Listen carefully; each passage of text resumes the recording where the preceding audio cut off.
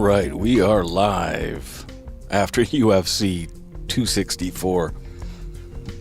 All right, cash your tickets if you had Poirier by busting Conor's leg. I thought I was pretty smart when I was thinking about the leg kicks and all that and all the different ways the fight might play out. Not even for a second did I think about whether it was a check, low kick, or something like that. Did I think we'd see an Anderson Silva, Chris Weidman, Jamal Hill situation, although that wasn't his leg, that was his arm. Crazy. And how crazy, I started working on a episode about MMA fighters taking their licks and making it so no boxer will ever come over and fight in the UFC. Thinking about in the last few months, we've had Chris Weidman break his leg. We've had Jamal Hill and Jacare Souza break their arms. And even tonight with Conor, all except Weidman, none of these guys even cried and complained about it. Now, maybe they're so out of their mind in pain, they're in shock, and it's not coming through. But can you imagine if you're some boxer making a good living, and maybe you were contemplating putting the old toe in the water, like, yeah, I'd like to create a spectacle and go over and see what I could do against one of these MMA guys in their arena. No, ain't going to happen. There's just no incentive for it. Yeah, I will be opening the phone lines really early on this one. Is the sound all right? No weird echo or any of the sort? Just checking the chat to make sure we're running smooth.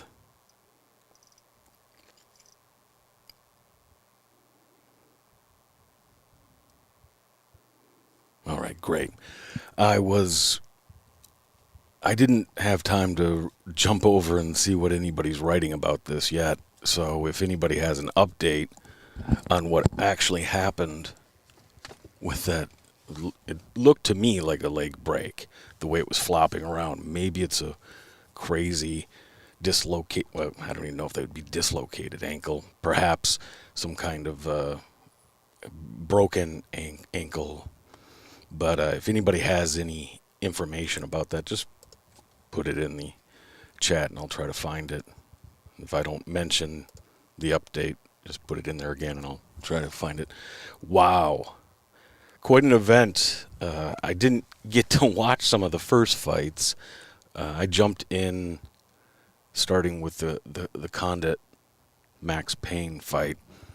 But from that point on, it was kind of an interesting event. I didn't think it had as much energy as some of the earlier shows, the last few pay-per-views. I'm not sure what you guys saw. I was a little surprised by that, but there was a biting tension in the lead up, almost like waiting. The tension and just waiting for the punch to land. If you've ever, well, sometimes you see it with the great, like Izzy Adesanya. He gets guys fake and fainted out of their shoes, and then they're standing there naked with no defense, and he lands that blow. In that moment before the shot lands, they're so defenseless, and they're just waiting for the punch to land. I felt that the energy in the arena tonight was kind of like that. I have to imagine part of it was nobody knew which Conor was going to show up. And if you listen to what everybody was talking about and all the articles written, that's the only question anybody ever asks about Conor McGregor. And that's been the question for years now. And it's a little bit of a false question, but I ask it myself. In fact, I will be putting out an episode this week. I was hoping to get it out before, but crazy shit happened and was unable. But I did a lot of research into the idea of what this whole question is which Conor's going to show up. I usually start from a perspective of pattern seeking, and with Conor, he shifts up his pattern so much, you have to take a really big sample size. So, what I've noticed is with this, the first thing he did is he didn't do any media. And he was in a little bit of a difficult position because he couldn't come out and put on the big media show, because anybody can just point to the scoreboard and say, look, dude, you didn't just lose your last fight, you got knocked out. And you can complain about the calf kicks and whatever else, but it really comes down to, you didn't perform. And I think after Poirier McGregor 2, there was even more dissatisfaction from the fan base towards Conor, because they didn't understand where this nice guy Conor came. Because he wasn't just friendlier, he was as over the top and sort of weird with his kindness or his humility or acting humble as he is when he's acting crazy. And I think that did have a downstream effect for some of the fans. And it's interesting, Conor didn't slip into any sort of reflective, gracious in-loss sort of attitude. This is the first time we've seen Conor lose and just not change his tone at all. Always understanding when you're dealing with a broken leg, of course. Who knows? But I didn't see a break in character, and that's kind of what I was watching for. What I noticed in Poirier McGregor 2 was just how absorbed Conor was in the moment. Not that he was in the moment and focused, but from the walkout from the back to the octagon, when he was at the prep point, then when he got in the cage, Conor was listening to everything. In the way I saw it over time as I kept watching this footage, he was absorbed in all the distractions. Now, I don't know what that came from. I can only observe the outside. I can't truly see inside, the causes of this. But it is pretty clear to see that he wasn't in any state like we've seen him when he's had better performances. Although I will say, now having in the last couple weeks watched their second fight several times, Conor had a lot more success in that second fight than I remembered when watching it live. It was very interesting. In fact, even against the cage, he was able to land a lot of effective strikes and sort of some weird ones. Conor's sneaky good at that. You think of guys like Matt Brown or Carlos Condit getting in close and using funny angles. Ozdemir landed a few knockouts there early in his career where he was doing it from unexpected positions and angles. Conor's pretty good at that. But I also noticed Dustin wasn't quite right in their second fight either. And for this fight, walking out, I thought Poirier looked like Poirier. And that's how I try to read any subject, any person I'm trying to read. If I need a baseline. Poirier's easy, he's had so many fights, and I've looked at so much of his footage. He looked, prime Poirier. And I think his attitude coming into this was very centered in the sense that he wasn't trying to be more. He wasn't trying to raise his intensity in the build-up to match Conor's. And when they came together at the press conference,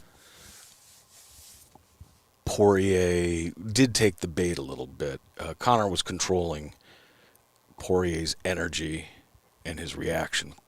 Dustin was very reactive. In fact, the only time he really got on Conor, he had a couple good one-liners. Other than that, the only time he really pushed back against Conor was when the dude in the pink jacket was asking a question and pushing it down McGregor's throat. You know, hey, you have only won one fight since Obama was president. And it was after that and the crowd was booing. That's when you saw Dustin get his energy up and he started attacking McGregor a little bit. I found that very interesting, that he needed the energy and the momentum to feel like going against Conor. And in that moment, it was what Dustin was doing was pretty effective. I think that speaks to Dustin's overall attitude and his approach to the fight game. He takes what you give him. Early in his career, he was trying to force everything. He was trying to walk guys down, take one to give one. He had a lot of success. He also had some issues with that. I don't know if it's maturity, experience, the light going off. I think it's some of those, it's all those things combined.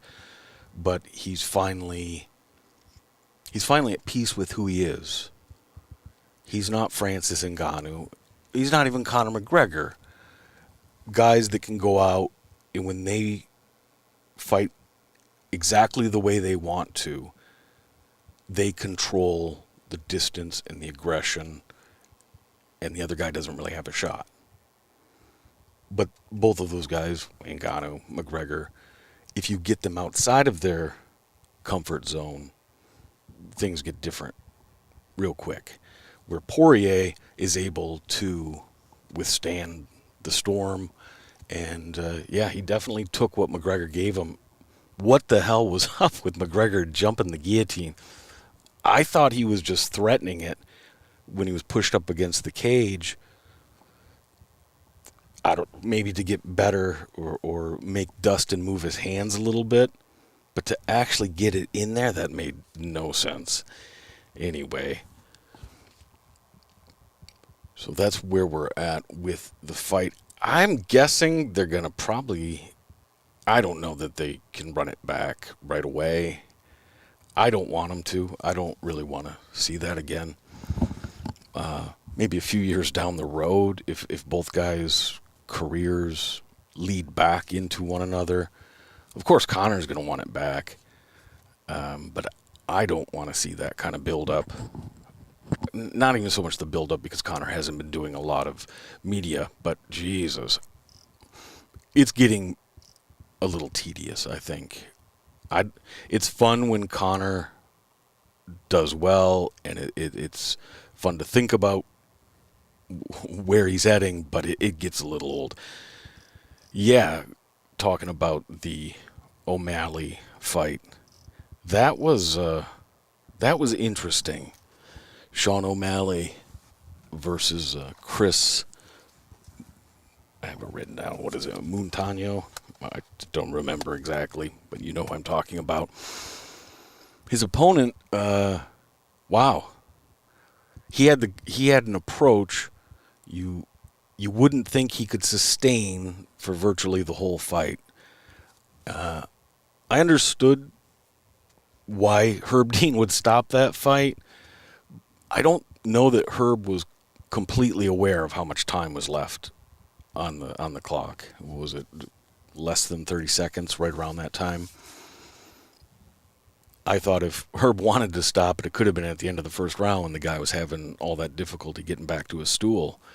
I had a few thoughts about O'Malley in that fight, and he's a guy that I don't seem to have as good of a grasp on as his more rabid fans do.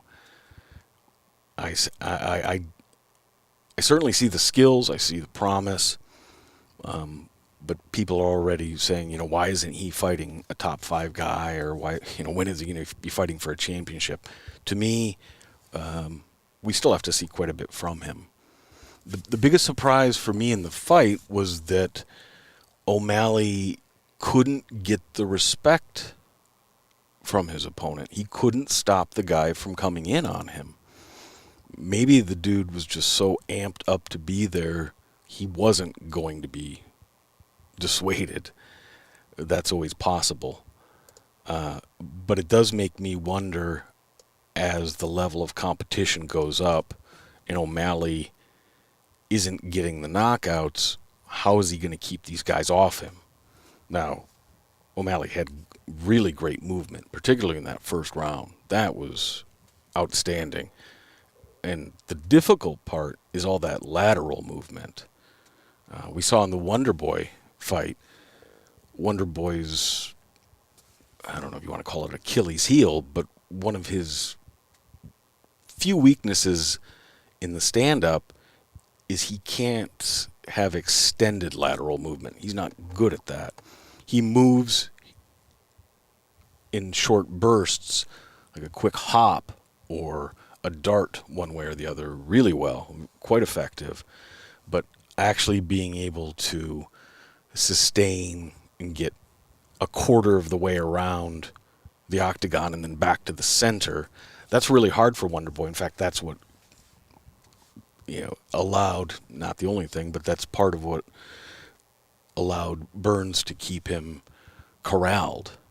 And that was a hell of a fight. But back to OMalley, to me, when you're a minus 1,000 favorite against a guy that's, as far as I understand, I don't know if he's officially now a 135er. He looks like a 125er to me. And you need to knock the guy out. Or you need to... Well, he certainly put on a performance. There's no doubt about that. I'm not criticizing that. I also wondered if OMalley was having a hard time with the late switch because the guy was predominantly coming out of the southpaw stance. And if that just threw off some of his reads and his ability to touch the guy's chin and put him out the way OMalley's put other dudes out. Overall, I thought OMalley fought well, but Mouton, he impressive. It's hard. It's amazing to see a dude just keep coming, and I think Joe alluded to him as a green-haired zombie, and he was a fast zombie. He wasn't one of those 1960s black and white slow-ass zombies. He was bringing the heat, and I'm sure that had a lot to do. Of course, if you're on your heels a little bit, it's way more difficult to deliver power. My guess is OMalley will get with his coaches and figure out how and when and what techniques to use so he can sit down on some of these punches when guys are just harrying him around the goddamn ring. Looking at the chat here. I'm going to open up the phone here in a minute, so give you the number if you want to call, 206-276-8384. Also, if you don't get through, call back. I will try to take all the calls here we get. The fight's ended pretty early, and I'm West Coast, so it's not too late. I am planning on doing the live stream tomorrow morning. It probably won't be a 3-hour one, but just to touch base with everybody and talk about some of the other things that are going on. So if you call in and can't get through, if you really have something you got to get off your chest, just leave a message. The message system is open and operational, so I'll check those. And if something's interesting, I'll put out an answer in a video or some other way. Just looking through the chat here to see if there's any updates on that leg. All right, we do have a call.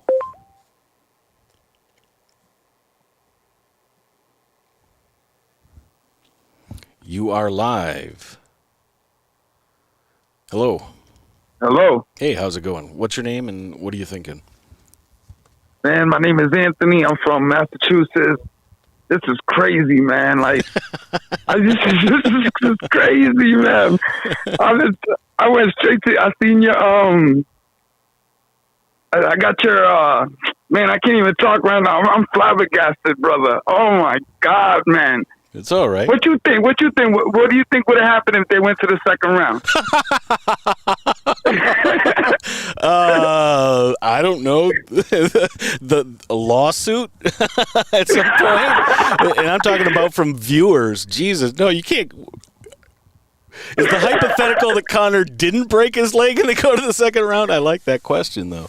Yeah, it was a hypothetical. Hypothetical. That was crazy, man. Absolutely crazy. Not what you expected then. No. I actually was going for Dustin Poirier, but man, he came strong. I didn't think Conor was going to come that strong. I know he starts fast all the time, but man, I didn't expect that, man. That was brutal. Very brutal. How did you see how it happened? Did you have an opinion as it was going? Did you notice that it was broke? I think it was one of the one of the kicks he checked. Yeah. I seen it live, and I think that's what started it. And then when he planted back on it after they both threw the left straight, it just, oh my God, it's nasty. Yeah, that's what I was thinking. I did go back and I tried to look real quick before I jumped on the live stream. I think it must have been maybe one of those hairline cracks from the check that Poirier talked about. But before they exchanged the lefts that didn't connect, Conor landed two leg kicks, and one was low and one was a little higher up on the thigh. And Exactly. I wonder if that just released it from the hairline, and then that's why when he stepped back on his foot, it was no longer in place, and it just fell apart. Exactly. That was nasty. It reminded me of, oh my God, I'm sorry. It reminded me of, what's his face? Oh man, I can't even think straight right now, man. That was crazy, man. Oh man. I want you to get some other callers in right now so I can hear, but like, I just wanted to give my input on that. That's nasty. Ooh. Thanks, Anthony. Now, are you sure your name's Anthony? You almost sound a little bit like Mike Petrie. Nah. Am I wrong? A little bit. You're wrong. Okay. East Coast. Okay. All right. Thanks, brother. Take care, bro. Yep, bye. I'll be on. Bye. All right. There we go. Anthony Mike Petrie from Massachusetts.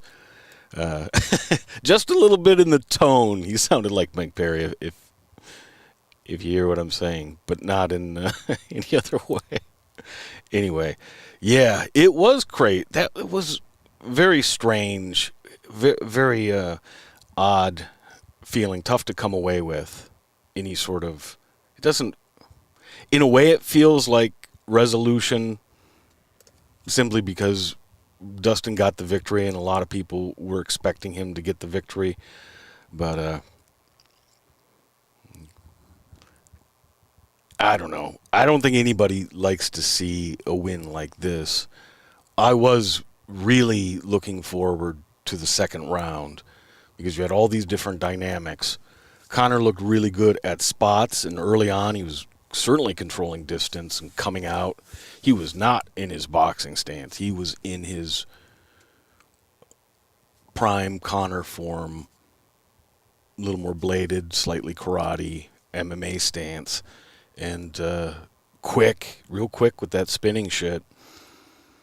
And Dustin he's a workman. He's got really high values on his skills. He very technical in a lot of ways, but he's a dog, man. Just ask Eddie Alvarez twice. Pretty much anybody else Poirier's ever fought, unless he sparked him early on. All right, we're going to take a call here.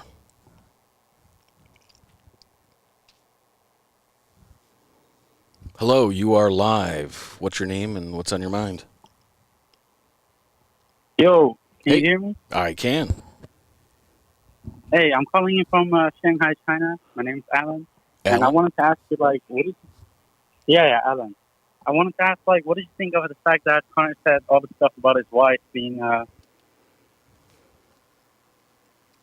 That the wife was the husband and all that stuff at the presser and then afterwards? yeah, and also with the post-fight interview where he says, like, his wife, like, called into his DMs and, Yeah, to me that's low blow stuff, and normally I don't care about low blow. To me, all's fair in love, war, and trash talk. I didn't even get all bent out of shape about Conor pushing Khabib the way he did verbally. But there just seemed to be something really cheap and petty, extra cheap and petty, about Conor going after Poirier's wife. It At the presser, it smacked of desperation a little bit. Like he didn't have anything better, and I thought Conor felt he had to get under Dustin's skin, even though he said he didn't care about that. I think it's good for Conor to work psychological angles. I think it does more positive for Conor because it puts him in a good mindset. If it also throws his opponent off, that's a bonus. But to me, it's like what a kid would say. It's not clever. It's just rude for rudeness sake. So that's my thought on that. also I would like to ask, like, are we able to watch these streams later after they're ended? Because I couldn't find them on your YouTube channel. But I would still like to listen to them on later time. Yeah. This one will post live, and in the future they'll all be available on the YouTube, on the channel. Two of them didn't go live. One, I had technical issues, and the other one had a weird echo in it. It was basically unlistenable, so I didn't repost it because I didn't want people to. I feel like anything I post is me asking people to watch something, and I didn't feel comfortable asking people to watch stuff that technically wasn't very good. So, but yeah, in the future they'll all go live. Or, All right. As a final question, what do you think of, like, that sport of MMA attracts bad people? Do you think that's true sentiment, or Fortis MMA attracting what kind of people?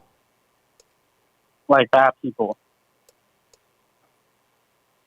I didn't hear you. I'm sorry. What kind of people? That the sport of MMA, Yep.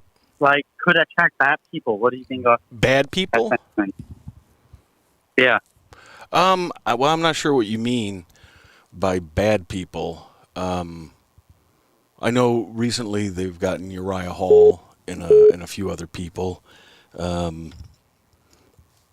I think the coach, Saif Saud, to me, he's still on my wait and watch list. And thanks for the call, Alan. I appreciate that. I'm going to take another one here.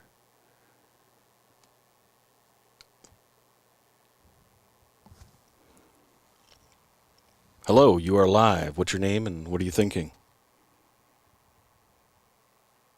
I'm from Virginia. Sorry, I had you on mute. Sorry about that. What was your name again? Hello? Oh, he dropped. Not sure what happened there. All right.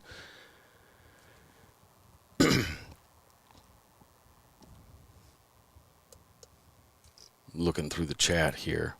And thanks for the call, Alan. And the gentleman who just called and dropped, go ahead and call back. Yeah, we got you right now. Hello, you are live. Hey. Hey, how's it going? Hello. Yeah, what's your name Hey, and how what are are you you? thinking? I'm good.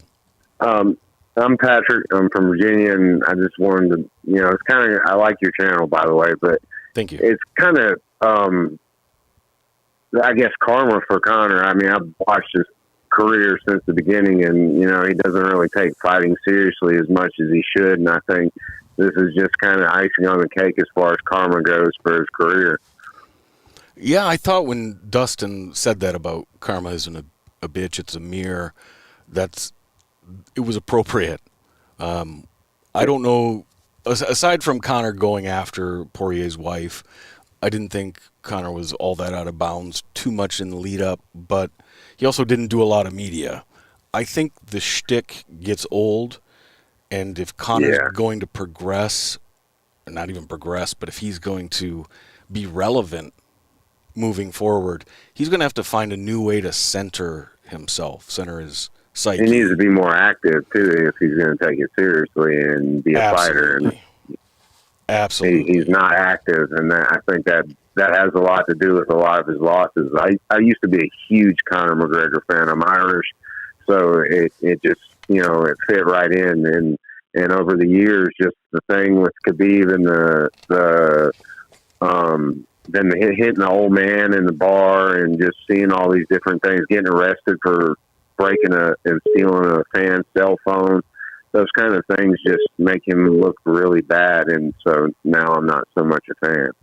Yeah, I agree. That stuff starts to pile up.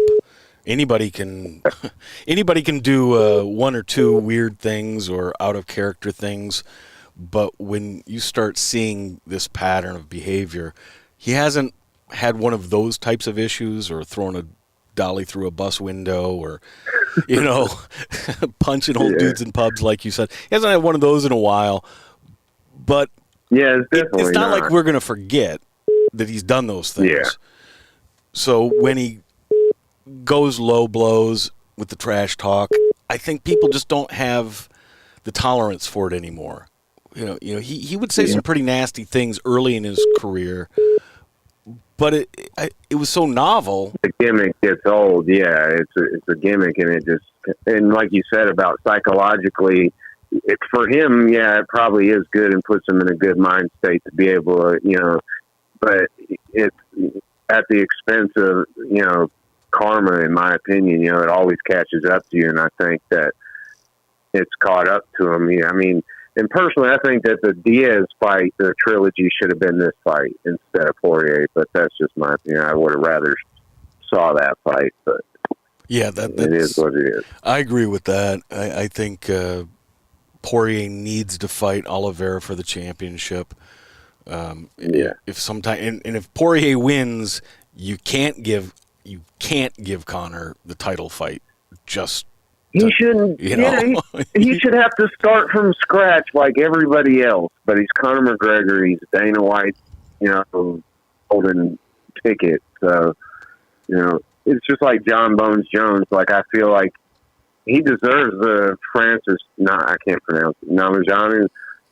I feel like he should get that fight immediately. There should be no other fight other than that, because no matter what screw ups he's had, he's made, he's historically, if not the best, one of the best fighters in MMA history. He deserves the chance to take. Look, they gave Brock Lesnar all these chances, and he was nobody. I mean, he's a WWF fighter. Well, until John loses and actually loses, of course you give him title fights when he wants them.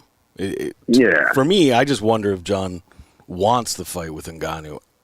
I think part of him does. I think part of him would like to see a little more footage and feel a little more comfortable. I think he would fight Stipe. I think he would probably fight a few other guys. But for me, John is always a little hesitant with the real big hitters, and they don't get any bigger as far as hitters than Francis. Yeah. So I think he'd like to see he wants to see a weakness other than the wrestling, and John couldn't be confident that he'd be able to negate the power early on like he could at 205 at heavyweight. That's my guess. It makes sense. Some of his fights hadn't looked all that great either, since he came back from suspension. But then the guy that he fought that he didn't look really good against, he like a month ago or 3 weeks ago had a horrible loss. Like, he just got beat up after Hispanic guy, or Puerto Rican, or not Puerto Rican, but South American. I forget his name. Right. He was a younger guy. Oh, shoot, I can't remember, but he had a bad loss not too long ago, I thought. Right. All right, Patrick, I've got a few calls more, so I'm going to move on, but thanks for the call, and call back, man. I appreciate it. Yes, sir. Yep. Thank you. Thank you. All right, there we go. Patrick, thank you for the call, brother. Yeah, there is a lot of crazy stuff. Tyler Durden said, oh, here we go. Looks like the UK. Hello, you are live. What's your name and what are you thinking? My name is Mark. I'm calling you from Edinburgh in Scotland. Oh, great. I just wanted to change it up a little. What do you think Wonderboy's got any way back? I just wondered what your opinion was. Yeah, I thought that fight was really interesting. It was strange, wasn't it? He didn't really get going, did he? It didn't. He wasn't allowed to really I've get been going. thinking a lot about stalemate positions, both on the feet, where guys use a lot of movement. Well, Wonderboy fits into that category. He can stall a fight out on his feet, and he can do it for 3 or 4 minutes of a round. For me, that's a stalemate. And clearly, when Burns has him down, some of the time he's doing a little bit of damage. Sometimes he's progressing with the grappling. But a solid chunk of it, he's not doing anything other than holding him down, and he's not trying to. So there were so many stalemates. It's almost like a... I don't know if you ever watch American football, but where they run the ball a lot and just try to grind the clock because they have a good defense. Hey, that's a totally legitimate way to win a game, just as all these stalemate positions. But I do see over time, judging has looked at these positions and not given the wrestler quite so much credit. But Burns was able to do enough damage. It shouldn't have been stood up. You know, I couldn't see a time when they should have done anything different. No.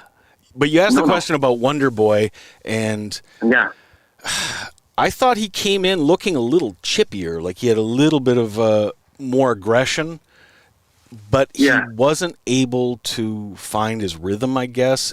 And for me, that's alarming. Because Burns is not a defensive. In the stand-up, he's not renowned for being defensive. He's very hittable. No. And Wonderboy tagged him a few times, and I thought he did hurt him a little bit there with that kick, but he couldn't follow up on it. He wasn't able to maintain any sort of momentum, which to me was strange. And then the takedowns, because I just kept thinking before the fight, this is, Jesus, if he can beat Johnny Hendricks, he's going to be able to beat Burns. And unless Burns was able to land something big and start an avalanche. Of course, that's always a possibility. Yeah, that's always a possibility, of course. But 3 solid takedowns and completely mitigated except for the 10 seconds left in the round, completely mitigated Wonderboy's stand-up, which was pretty good. He was able to get up out from under Woodley at times. He couldn't against Burns. So long-term, I don't know, the appetite for seeing Wonderboy against Usman, clearly he would have to win a few more to even get in the conversation. Of course. But now it looks like the blueprint is written, and Wonderboy would have to do something pretty damn dramatic to change that narrative, I would think. I think he looked quite... almost too scared of the takedown in the beginning. He wasn't as much bouncing around on the balls of his feet as he usually. He's usually quite confident bouncing around. He was kind of had a lower stance than he usually does. I thought anyway. He just seemed more afraid of the takedown than anything else. To me, really. Well, maybe he should have been more afraid of the takedown. Well, of course, But it can't stymie your offense. Get going. Yeah, you can't be so concerned of it. Go ahead. Sorry. Yeah, no, I was just going to say, when you saw the way he fought Jeff Newell, in that kind of flow state that he was in, it just never looked like getting there tonight. It's kind of disappointing, really. Right, and I do wonder if some of that is just he is getting older, and he hasn't taken a lot of damage, but in his last few fights, he's taken more damage than he did in his first 10 fights, at least in the UFC. Yeah, absolutely, yeah. And Father Time catches up to everybody at some point. So, Yeah. do you have Yeah, another yeah. question, or are you gonna roll to the next? No, I'll let somebody else. I'll let somebody else get in.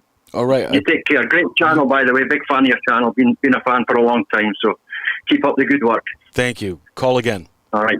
Yeah. Take care. Bye. Yep, bye. Yeah, I liked that Wonder Boy fight. For a long time, I didn't love the stalemate positions, but now that there's a little more nuance in the way at least the judges are looking at it, I'm a lot more comfortable with it. Because it wasn't that long ago that all you needed is you get your ass kicked for the first 4.5 minutes of the round, you get a takedown, Joe Rogan screams, "Oh, he stole the round," and all the judges must hear that, and then write 10-9 for that guy. And that's seldom do we see that now. To me, it actually makes grappling better, in my opinion. I think it incentivizes the grappler to do something, whether it's try to produce some damage or go for the submission. I wanted to talk about Poirier's ground and pound and the damage he did to Conor from that position. I was really impressed with Poirier's ability to mix it up. He didn't try any of this pity-pat stuff or body head. He was really posturing up, getting Conor's legs pushed up, almost in the birthing position Conor was in. And Poirier landed strikes, hand strikes, and elbows equally effectively. And Conor didn't seem to have... He rolled with some of them. He was able to deflect some of them. He took a lot of them pretty squarely. And I'd not seen that from Conor before. It was even when Khabib, who could completely control him on the ground, Khabib didn't land anything effective on the ground. Ironically, he landed his most effective strike while they were both standing. Conor can usually defend himself really well. We saw even the Chad Mendes fight, who also had a lot of really good control early in that fight. And he did land, I can't remember if it was an elbow, that gave Conor the little cut there. But Conor was rolling with a lot of that stuff. With this, I think it was the positioning that Poirier was able to affect. Getting his legs elevated a little bit, pushing in against that, and having Conor more trapped against the cage, real squeezed in there. That seemed pretty deliberate on Poirier's part. And I don't know what the hell Poirier was complaining about. The up kicks, I didn't see a time where Conor threw one when Dustin was on his knees, but I might have missed that. There was a lot of flailing going on from Conor's part. So, to me, if the wood chipper's running, maybe don't stick your head down in there, let the dude up, or get in there and stay in there. It's just a lot of frantic action. I think Poirier really, once he was smelling the blood, he just wanted to silence Conor. I think as time moves forward, Poirier, I'm just kind of thinking this now, I wonder if as time moves forward, if Poirier will actually want the fourth fight more than Conor. Not next, but if Conor doesn't, if he lets this thing smolder, don't try to build it up into a blaze, don't continue being a jackass. If the fans get behind Conor a little bit, and I don't mean pushing him like they used to, but if Conor can make himself just a little bit sympathetic, not talking about the Poirier fight, let it go, try to be a little bit bigger man, be magnanimous. I think over time, if Conor wins a couple fights and presents himself as a decent human being for a while, people will be sympathetic and they'll remember that injury. They won't remember all the damage Poirier did leading up to that. Anyway, we got a call coming here, so I'm going to take that and see what we've got. Hey, what's up? My name's Max. I'm calling from just switching you over to the. There we go. You say your name was Matt? Hello. Hello. Yeah, go ahead. Yeah, I'm Nestor calling from Dallas. Just want to chime in on what we saw tonight. Just Conor. I believe he's just getting exposed. Like you're saying, the same old tricks that used to work when he was coming up in the game are just not working anymore. And he just pretty much got outworked. I was watching the whole card, and Dustin saying, he felt Conor's leg get fractured whenever he checked one of the leg kicks. Yeah. And he pointed at him. And, overall, I believe that he's pretty much done as far as dominating. How can you talk so much and, just lose every fight? I mean, you can't. Pink jacket guy. Yeah, the pink jacket guy called him out. Yeah. Which guy called him out? The pink guy on the press conference. Oh, yes. Yeah. I thought that was hilarious. And Conor, that was the one thing that bothered Conor. Yes. From what I could see. There were a few times where Dustin had some good one-liners and Conor was just silent. He let it wash over him. But that dude, he didn't like somebody from the crowd, whether it's media or a fan, asking that kind of... Because the guy painted the entire picture. He wasn't just saying, well, you lost this fight or that fight. It's like, since 8 years ago or 6 years ago, you haven't been really relevant. And that, I think, painted too big of a picture for Conor to get out from under. No snappy one-liner was going to retrieve his dignity in that moment. No, he pretty much pulled the rug from under him. And with facts, it wasn't nothing made up. It wasn't his opinion. It was a fact. And, it's going to be Conor has a lot of casual fans that, they're just going to stand behind him no matter what. But for all the people that really know what's going on and really, dive in and take notes and what's happening the last few years, I mean, you can tell that it is true he's fighting top level guys, but he's been losing to all the top level guys. So there's no argument. No, I agree. Do you have another point, another question? No, that's it. That's all I want to say. All right. Well, hey, thanks so much for calling, man. Thank you. Thanks for everything you do. Yep. There we go. Another good call.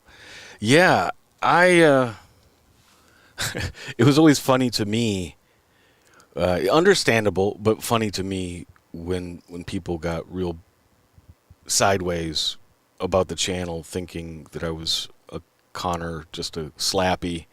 And yeah, he was fascinating. Well, clearly, what I'm interested in. I'm interested in the psychological aspect of things. And for me, Conor, not as a fighter, but as a personality, was just too interesting not to give a lot of attention to. But, I've been a little, more than a little, worn out covering him since the end of the Maymac stuff. We've got another caller here. Hello, you are live. What's your name and what are you thinking? Hey, Newt, this is Huey. Hey. And East Coast. I just enjoyed the card a whole lot tonight, and I kind of tend to agree with Dustin's assessment because the biggest thing to me is I see the comparison between the way Conor's leg looked with the way Anderson Silva's leg looked and the way Chris Weidman's leg looked after those injuries in the octagon. It looked, the same kind of movement at the bottom part of his lower leg, right, the thinnest part of the bones. And Dustin seemed to know what was going on there at the end. That was one of the things that's on my mind. I think the biggest question I have right now, though, is how many shoeies has Tai Tuivasa done? About a Foot Locker full of them, I would guess. Right. I think that he got 4 in the arena after the fight. The one on top of the octagon I thought was an epic moment for the sport. It was, yeah. That was iconic. And then the guy slipped into hot sauce shoey. Oh, I didn't see that one. A huge squirt of, I think, Poirier's hot sauce in the shoes. And then he got a shoey right after that, which was good because he surely needed to rinse the hot sauce out of his mouth. And then as he was leaving the arena, somebody was pouring him one from the next flight of stairs up. So I saw that, and that looked awesome. So, and he was just taking it in. That's how you know a guy is serious about his shoeies when he does the Niagara Falls shoey. What would you rather have, somebody spit in a shoe before you drank a beer out of it, or half a bottle of hot sauce? I would take the spit, honestly. I think I would take the spit. Yeah, I think that it'd probably be, people who really love hot stuff might go for that, but a little bit of spit. Well, I mean, I guess, okay, one way to look at it would be the hot sauce might sterilize a shoe. The other way is that it's a shoe. So, I mean, what are you going to do? It's a shoe. Yeah, exactly. Do you have what else were you thinking about the fight card? Anything else? I mean, I thought it was a great card top to bottom, really. Just going back to look. Who was that guy at the very beginning of the first fight of the night with that standing guillotine choke? Yeah, I missed it. I don't know. I got to go back and watch that. His name, Zaga Zamagulov, the Russian guy. Okay. Versus Jerome Rivera. That standing guillotine with that crazy angle on the neck, that was a great opening fight for sure. That's what they wanted. That's the kind of excitement they wanted from Sean O'Malley. Right. At the beginning of the main card. It was hard to see. Go ahead. I was just going to ask you, what was your opinion on the O'Malley fight? I think that Sean slowed down. When DC was saying that O'Malley was looking at the clock, I don't think it was because O'Malley was tired. It was because he was trying to judge how much time he had left, because he was trying to put a show on. He slowed down and didn't keep banging on him in the first round, I think because he was trying to find a huge knockout. Yeah. That's kind of how I took it. And then as his opponent got his steam and figured out that O'Malley was having a hard time dealing with the pressure, O'Malley started to get frustrated, and then the time just slipped away from him. Yeah, I saw some of that too. I had the sense that early in the fight, O'Malley seemed like he had all the time in the world, wasn't trying to press things, and that made sense. But he kept landing so much. My guess is he was thinking, well, I'll just take this guy out pretty quickly. And then it didn't happen, and it didn't happen. Yep. And it's sort of like when you're holding your breath underwater and you think you can hold it forever, but all of a sudden you start to panic. Yeah, your time's running out. Yeah. The clock's ticking, and I'd imagine in that case it goes in a hurry. Yeah, because he had the range. The guy was landing on him, but O'Malley was taking the shots. He had the range on him. He was, for the most part, controlling the distance, but on his back foot, he just couldn't set up to get that big highlight knockout that he was looking for. Right. So, I mean, how does that look for O'Malley moving forward? I don't know. It depends on how you take it. On one level, it's like, okay, O'Malley landed 200 shots on this guy and couldn't put him away. So does he have pillow hands?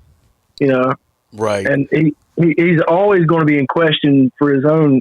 Is his foot going to blow out on him again or whatever, right. I like the guy, but I tend to lean away from anybody that's a hype machine, because that's what causes bubbles in the stock market and whatever, Good point. That is the cause of the bubble. Hype is, I don't know, I'm not into it, but whatever, I'm an oddball anyway. I interrupted you. Did you have one last question? No. Well, I was just thinking about how sad it was to see Carlos Condit go down like that. I really wanted to see him pull that win off. That was tough. I agree. Condit's the only guy that I allow myself to be a fan of. I've talked about this because, I try to be, I can't do research if I have feelings, if I have emotions for a fighter. But Condit, I just said, this is the one guy. And, I love him. I love everything about him. Well, didn't he fight in the WEC? Yes, yeah. He's one of the last guys. There's only a couple left, so. Yeah, and I loved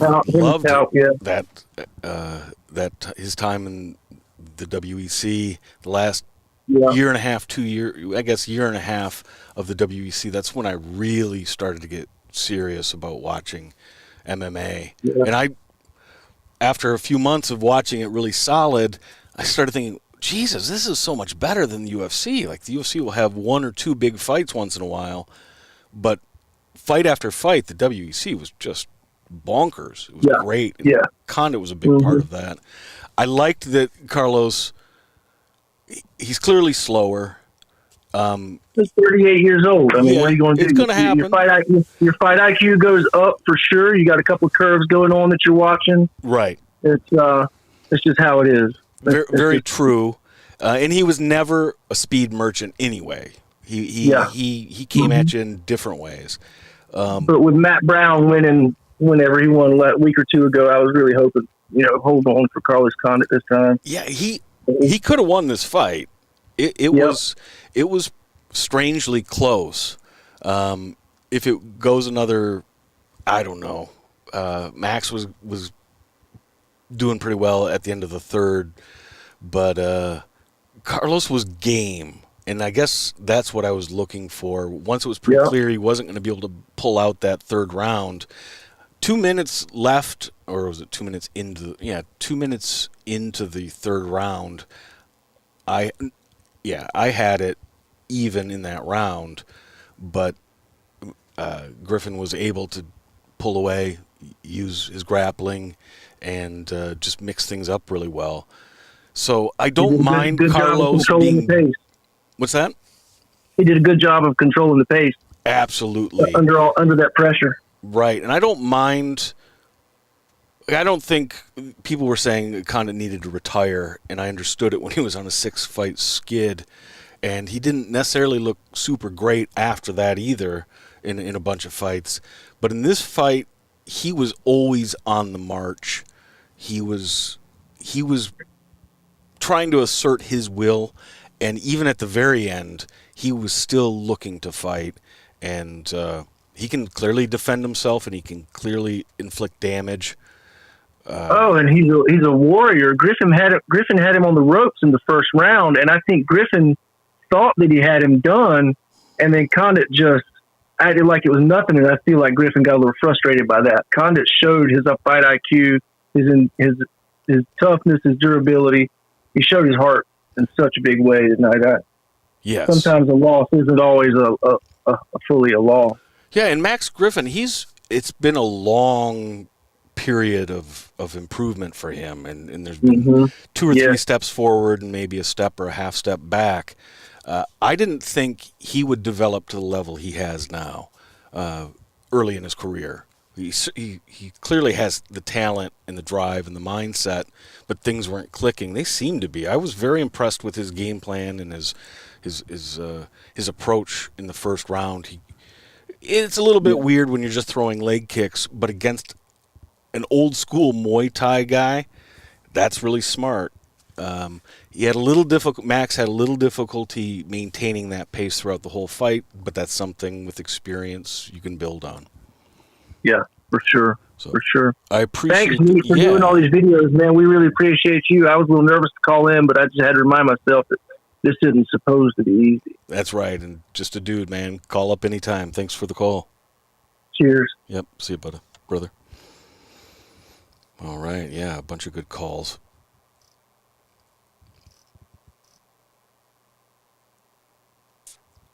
Been trying to keep an eye on the chat. There's a lot of interesting stuff going on for sure.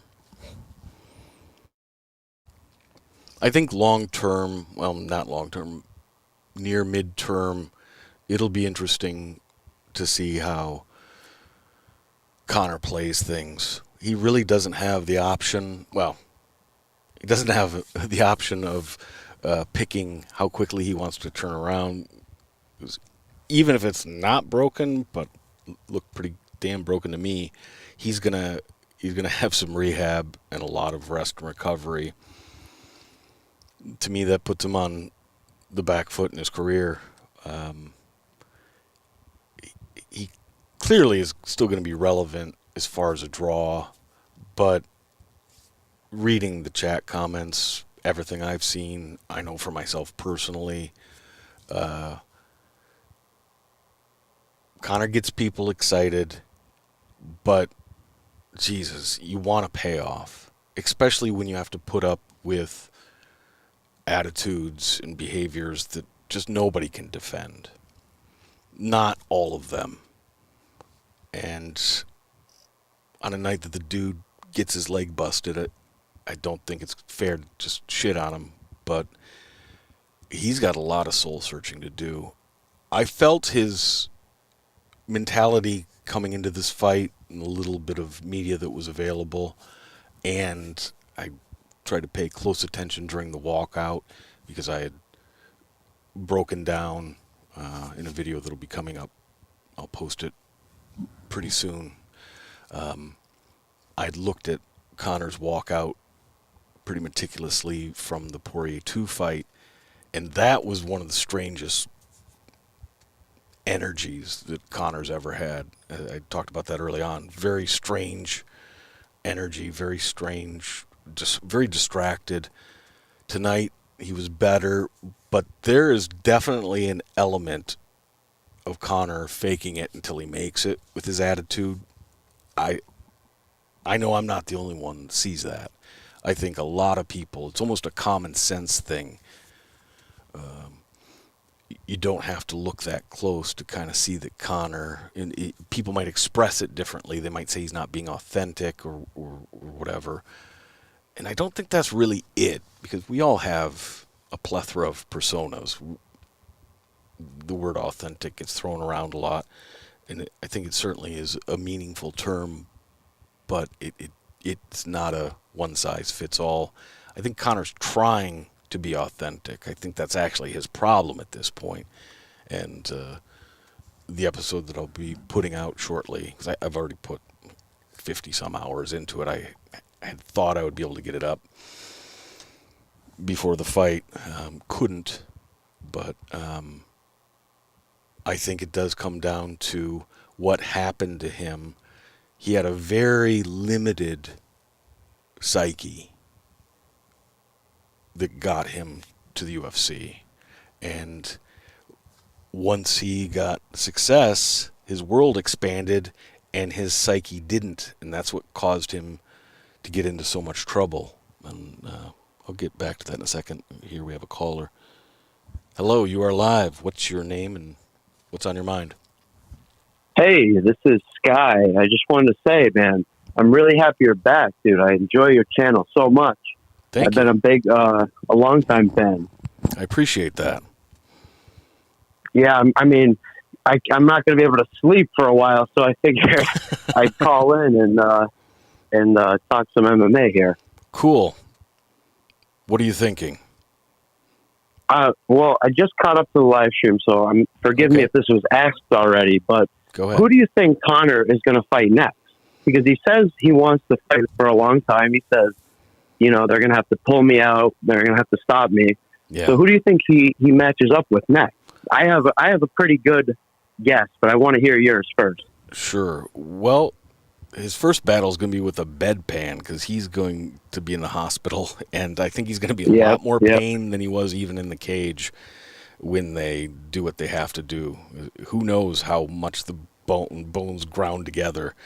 So coming off of an injury, you've got to expect 18 months, 2 years maybe, before he can come back. Wow. All right. Yeah. I mean, if it's broken, I feel more like 12 months. Maybe he could be ready, but I could see a longer recovery because he could really make sure that he's healthy. He has the financials to be able to really take care of it and nurse it and just come back when he's really ready.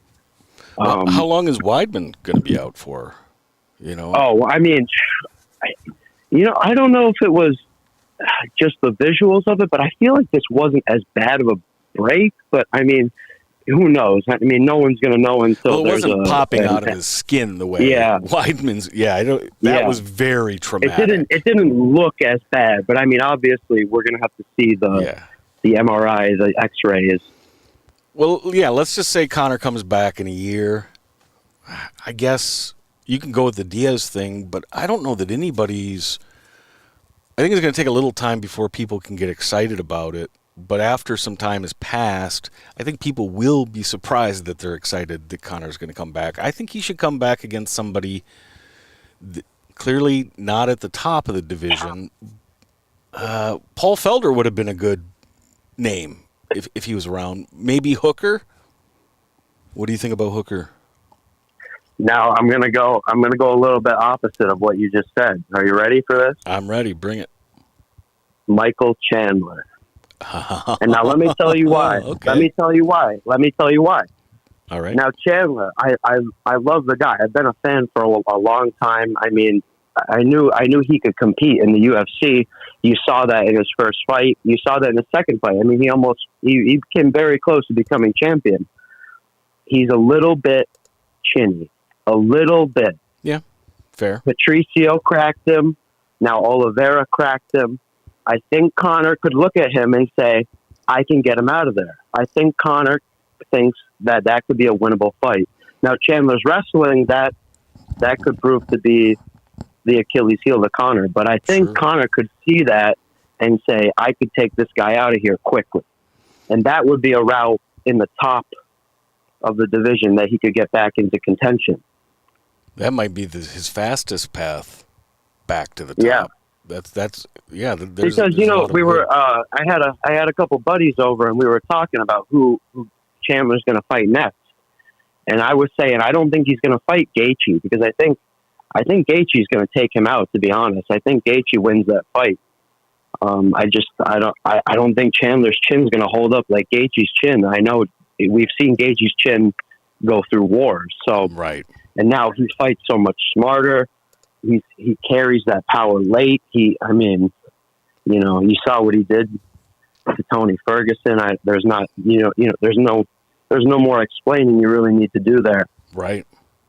No, you nailed it. I think that's a really good one. It'll be interesting if the timing works out. I'm sure Chandler isn't going to want to wait a whole year. Well, maybe he would. The payday. Yeah, and you know what we were saying? We were saying maybe Dariush for him. That was what we were saying. We were saying before Conor lost, obviously, we were saying he might fight Dariush instead of Gaethje. Chandler might. That'd be really smart for Chandler. Yeah, that's what we were saying.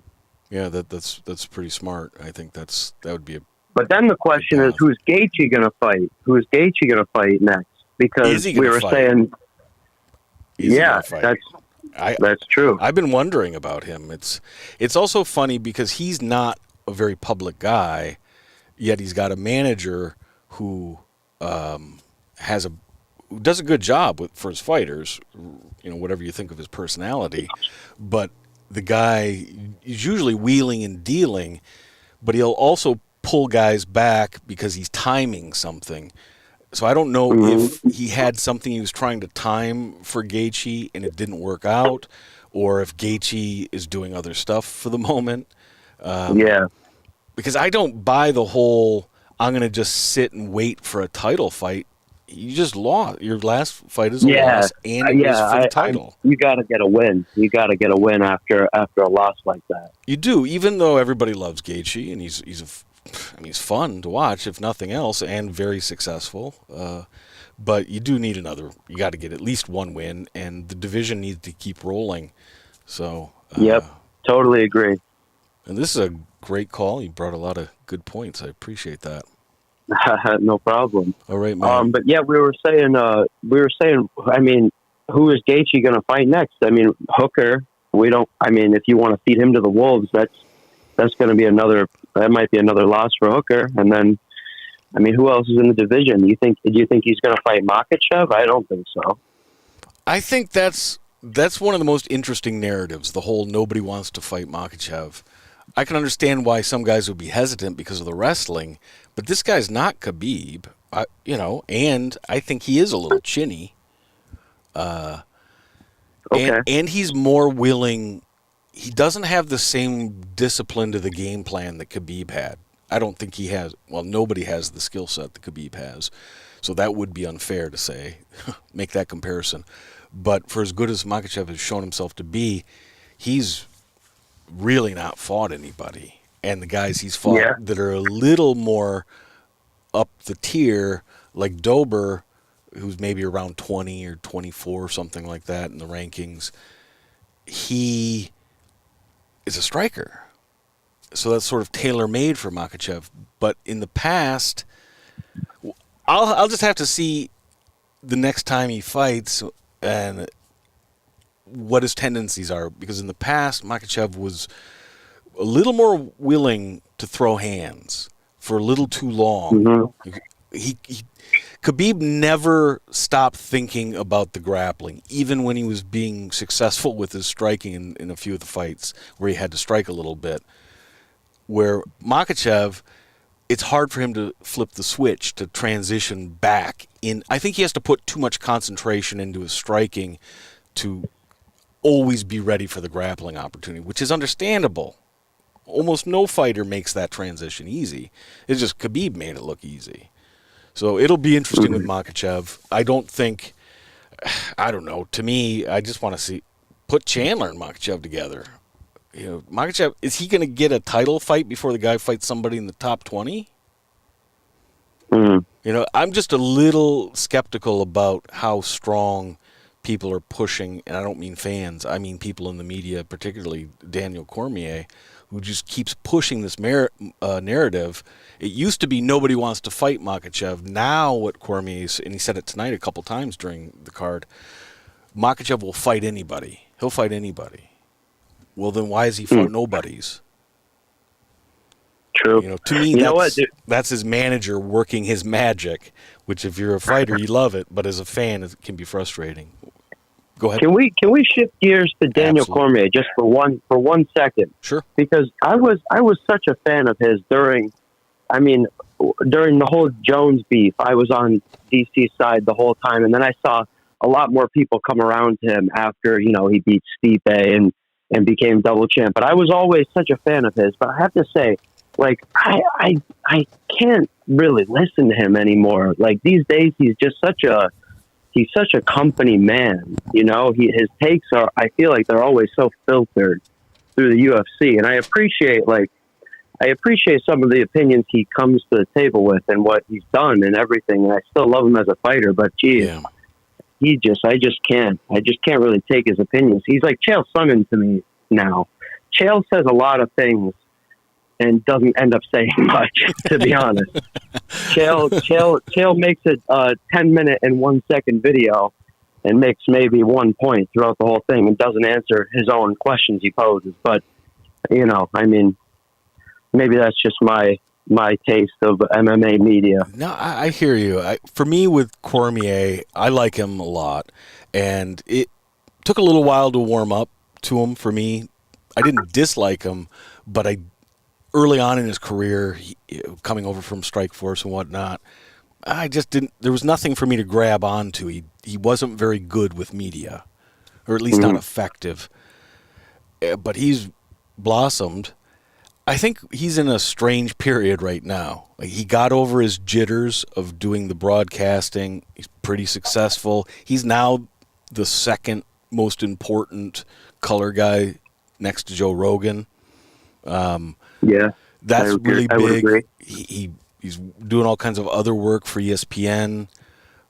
If you remember when he first started doing the podcast with Ariel Helwani, it was almost like Daniel was in awe of Ariel being able to run the show. And he was quite deferential to Ariel. And then towards the end, their final podcast, Daniel threw him kind of under the bus a little bit. I felt Daniel was like, I'm kind of done with your bullshit. And so I think maybe Daniel is going to have a little adjustment period. Our egos get filled a little bit, which can be healthy, and it's important. It gives us energy and drive and reward. Yeah, of course. And, somebody who has a good head on his shoulders will naturally depress that ego a little bit. He's a family guy. As long as all those things are firing on all cylinders, he'll probably naturally get himself back into the energy that you were liking better from before. That would be my guess. Maybe that's just my hope, because I really like Cormier on the broadcast. Sometimes he gets a little bit corny. Sometimes he gets a little bit too corporate, I feel that. The same as you. Yeah. What you said. I thought tonight he was pretty good. And he and Joe swore a couple times during the broadcast. Joe never does that. And I think that was Cormier's influence, that Joe's having so much fun, just kind of shooting it back and forth with Cormier. It's like a couple dudes just sitting, drinking beers, watching the fights. Yeah, no, I do enjoy his commentary still. I mean, I like that team. I do like Cruz in there with Rogan because he pushes back on what Joe says. Sometimes it's not quite as loosey goosey, but yeah, I mean, I'd say probably DC, Rogan, and Anik is my favorite commentary team. But hey, one last question. No, before I have go a question here. for you, my friend. It's in the Okay, chat. all right. Meat Eater asks you, "Are you Dominic Cruz?" I am not Dominic Cruz, but I am 5'8", so I'm quite. I'm probably a bantamweight, maybe featherweight. Okay. And now that the guy suggested it, I can kind of hear it. But anyways, go ahead, please. Oh, I was just gonna ask what. Drop the phone there. All right, I was just gonna ask. What did you think of Conor's walkout? I felt like he had a look in his eyes that I've never quite seen before. He looked like. Oh, there's something going on here. Anyways, are you still there? Oh, Jesus. I had somebody. Yeah. Hey, don't try to FaceTime me. I'll fix this on the technical side at some point, but it makes the caller that's on drop. So, sorry about that. You were a good caller there. Not Dominic Cruz. I'm going to pretend I just interviewed Dominic Cruz and earlier spoke with Mike Perry. So clearly the channel is building momentum. Again, that's good. We're on the right side of things with that. All the MMA legends are calling in tonight.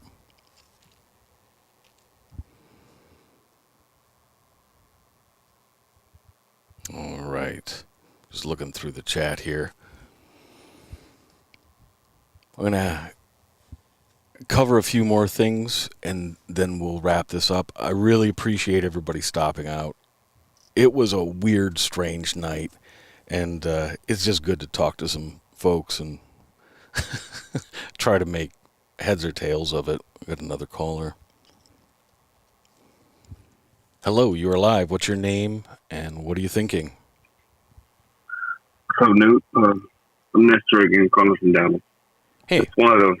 I was thinking of the whole 155 picture, and how do you think this fight shakes up the division? Well, I think the most obvious thing is that Poirier has to fight Oliveira, and yes. I'm excited. I'll ask you your opinion in a second. I'm excited about Oliveira and his potential reign as champion. I think he can really have an impact in either stay champ or right there at the top for quite some time. But what are you thinking about the division? Yes, I agree with that assessment. I think that after that fight, I heard you alluded to Justin Gaethje not fighting. Because, I mean, if you look down the line, Beneil, he had a good last fight, and Michael Chandler just got starched. So Tony Ferguson's been on the downslide, and RDA's still right there, but I don't think Gaethje will be willing to fight RDA, and that to me will be the next, number one contender spot. Yeah, I was surprised when I found out RDA was the backup fighter for the main event. Nobody knew. Yeah, I guess because I've been kind of out of the loop in the build-up to the fight. And so I didn't know, but then, yeah, apparently nobody knew. That was a little strange. To me, that says the UFC's really thinking highly of RDA, and he might get some traction out of that. Yeah, I don't know. Everything you said is absolutely right.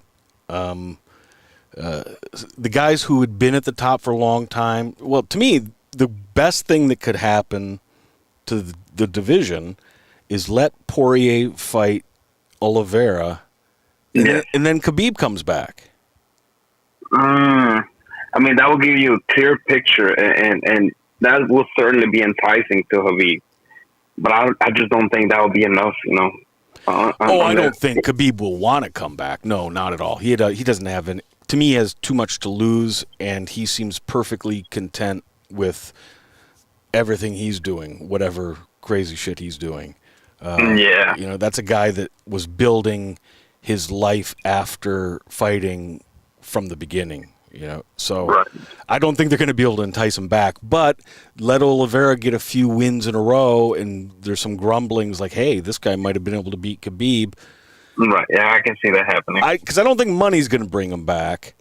But legacy, remember? But legacy might, and the dude's only 32 years old. A lot of guys coming off losses that are in the top 10. It's a very shook-up division right now. To me, I want to see Gillespie fight Makhachev.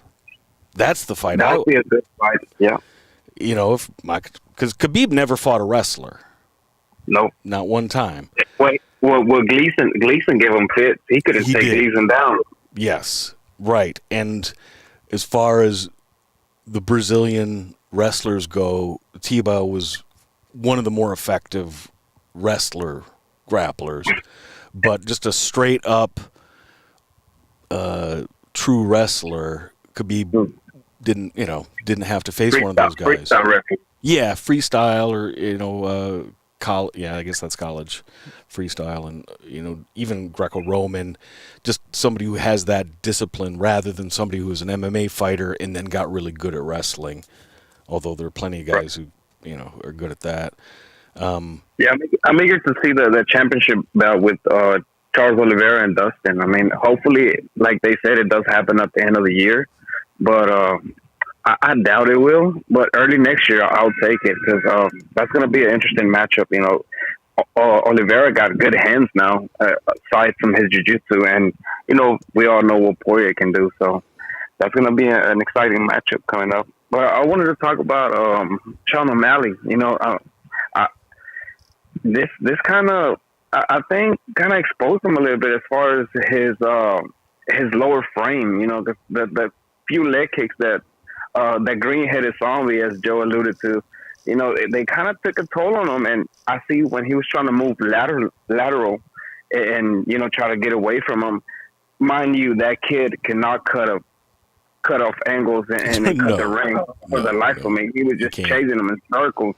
But hey, he stayed after him, and when he did land, and O'Malley was trying to move, and I could see his legs give out a little bit, and he landed a few nice shots for sure. Yeah, and it does raise questions about O'Malley, and again, if you're a -1,000 favorite, you need to finish your opponent. He did dominate him, but it didn't feel as dominant as I would have expected. It was just something about it that felt a little funny, and I guess it's that image of the dude moving away, and just not being able to stop. O'Malley couldn't stop the opponent from putting the pressure on him. Yeah, he kept stalking him, and mind you, he's blocking everything with his face. But he hates defensive head movement about, like a vegan hates beef. It's just he wasn't having it. He was going to catch all those punches right in the maw, man. He was, and that he did. Yes, he did, and he just grinned and kept coming forward. So good for him with that. But that was awful. It was great, but it was awful at the same time. I think Burns had a good showing, despite of a couple of licks and punches landed from Wonder Boy. I think he came out and just executed the game plan and took the win. I think that's all that matters at the end. It wasn't spectacular. I don't think that raised his stock any, but it also didn't take away from where he stood. No, well, it protected his spot in the rankings. I think the scalp looks better over time. When you have Wonder Boy on your mantle, that ages well. And again, people will forget the particulars of the fight and just remember the win. Right. You'd like to see a guy be a little more dynamic, but it's easy to say that from the sidelines. It's difficult when you're in there with somebody who's so tricky. I get it. Yeah, pouncing around the ring. I feel bad for that guy. 38 years old. He had his chances. He had 2 back-to-back championship fights, but he just couldn't get it done. And I think this will be. I don't see a scenario where he comes back and challenges for the title again, unless somebody drops out and he's like a late replacement and short notice fights. But other than that, I don't see how he's able to build himself up. Yeah, I think you're right with that. Well, I appreciate the phone call and call back again, my friend. I believe you called. You said you were from Dallas. Have a good evening. The phone is clear. I'll take one more call. I want to thank Jerry the Saint sending me basically £5, £4.99. I appreciate that, brother. That's awful nice of you. There were an amazing number of attractive ladies in the crowd tonight. Not a whole lot of just bleed dudes. A lot of ladies in evening wear. That was kind of interesting. Even in Conor's previous fights, I hadn't seen it become quite an event where you might see fashionable ladies showing up. Pretty interesting. Hello, you are live. Hello. What's your name? It's Pat. Hey, Yeah, Pat. I'm back. How's it going? It's going well. Man, damn. I don't know if y'all talked about this already. I just saw you were live now, like 5 minutes ago, but obviously you know what I'm going to bring up. You already know what I'm going to bring up. I've got Conor McGregor. Come on. No. Go ahead. I'm depressed. That was the most depressing thing I think I've ever seen in sports history. What did you think about the fight before the end? What was your sense? Oh man, he was getting demolished. I mean, he was getting Khabib. I mean, there's no doubt about it. But on the feet, it was interesting. It was interesting. He was beating up Poirier's legs. I mean, it was interesting. He was throwing some wild leg. Kicks. I mean, he was switching a lot. Very effective, I thought. Yeah, I was like, damn, we're seeing old Conor right here. Like, this is some vicious shit he's throwing right now. Like, but yeah. Other than that, I mean, what more can you say? That's a fluke. I mean, I want them to do it again. I know this is crazy, a fourth time. I don't know if they've ever done that, but I mean, I don't feel like that's a win. I can't buy it. I don't buy it.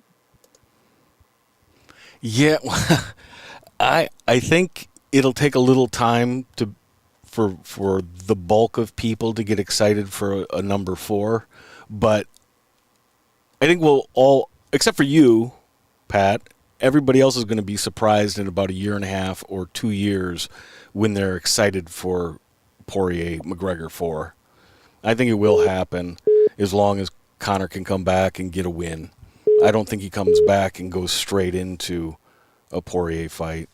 But I think the appetite, it's going to take a while for people to get the appetite for it, but once they do, because, as you said, it's too easy to make the narrative that it's a fluke. The problem for Conor is he can't make that argument. Nobody wants to hear him make excuses. I know. Even if it's legitimate, like, look, this is a freak thing, which clearly it is, and everybody admitted it about Anderson Silva and Weidman and the other times catastrophic injuries happened that weren't directly inflicted by the opponent. But Conor's not going to. He wore out. He already spent that capital. He's not a sympathetic character in the way he was earlier in his career. So he's going to have to figure out a way to work himself back, and then the people are going to have to ask for that fight. I don't think Conor can ask for it. Well, I got a question for you. Go ahead. How did you feel about the interactions, like right after the fight, Joe Rogan's interviewing Poirier and everything like that? How did you feel about the interactions between Poirier and Condit, like after that fight? Like they're yelling at each other and shit. Like, what do you think in that moment? Because I have my own opinion on that, and I don't think it's going to be a popular one, but what do you think about that? Well, I thought Dustin, it's understandable. Dustin got riled. He got riled by the fact that he just beat Conor again, and he doesn't want to see it taken away from him in the way that the second fight was, by some people, kind of taken away. He wasn't given full credits, it was the low kicks and whatever. Right. And so I thought that Dustin, who normally tries to be magnanimous about things, he tries to be the bigger man.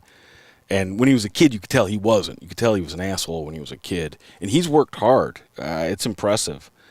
So but he couldn't maintain that bigger man mentality because here's Conor, got his damn leg broken, and he's still chirping and trying to take away the accomplishment.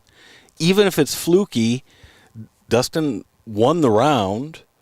And it's not Dustin's fault the dude's leg broke. What, are you supposed to call it a draw? It's a loss. So I'm just saying that from Dustin's perspective, I could see why he'd be defensive. And it was clear the comments about his wife very much bothers Dustin. And understandably so, I think. All right, let me run this by you. Yeah, but go ahead. Do you think GSP would have reacted that way? Do you think Kamaru Usman would have reacted that way? Do you think Khabib would have even acted that way? Israel Adesanya? I don't think so. That's why Poirier isn't going to get the belt. Oliveira needs to win it. Well, I think you're right about... I'll respond to the names you gave, and then you can continue. GSP, nobody's going to ruffle his feathers. He's not going to show that you've ruffled his feathers. Right. Khabib, you push the right buttons, you can make Khabib go crazy. Conor did it. Yeah. And Tony really did it. But Usman, Usman, he loses his frame quite a bit to, I don't know. Go ahead with your... I'm talking like specifically like ankle getting broken, the opponent, being the bigger person. Like that guy, Conor's going to talk his shit because he feels like it's an incomplete fight. You need to take a step back and think like, if you're Poirier, like, I'm going to let him run his damn mouth. He just broke his damn ankle. Like, we're both pretty upset about it. That didn't actually come to fruition like we thought it would. But no, he wants to go, and they want to both, act like idiots here. It's just like, come on, like, seriously? Like, I see your perspective. I guess I feel that I understand why Dustin, I think he tried, as soon as the fight was over, he was trying to be generous towards Conor. And just that little bit, Conor didn't need to say much. And it absolutely went away. And Dustin's like, no, fuck you, dude. Like, I was trying to forget how much you made me mad. I think what's different is that Dustin came from nothing, and everything he has is built on the foundation of the relationship he has with his wife. Not many fighters have such a easy psyche to peer into, and I think it's very clear that that's how it is with Dustin, and that's great. And he's showing loyalty, but when it comes to the war of words, you just showed your weakness, and I thought it was in poor taste, and I thought it was childish the way Conor went after the wife. It's just tacky, but it worked to the extent that it really upset Dustin. So he wasn't going to be very forgiving of Conor.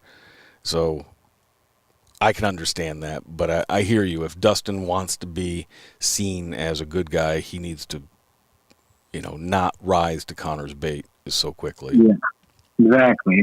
So he talked all about this maturity and not letting things get to him, but then you just see the opposite. And it's just funny that Conor does this to people.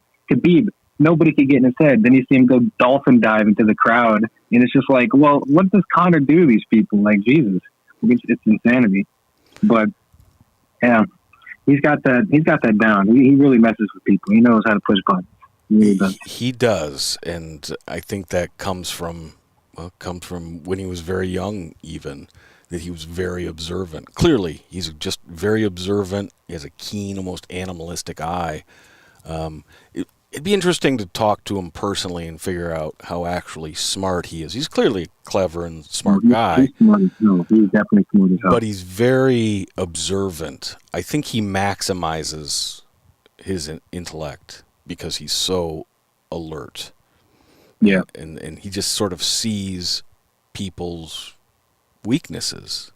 And like you said, he was able to... People thought that Khabib was, ice cold. And he was during the face-offs and during the press conferences and all that stuff. But as you said, when the fight's over, that's when Khabib decides he wants to wreck house. It's like, hey, you just In a cage, you could have been throwing fists the whole time. Yeah.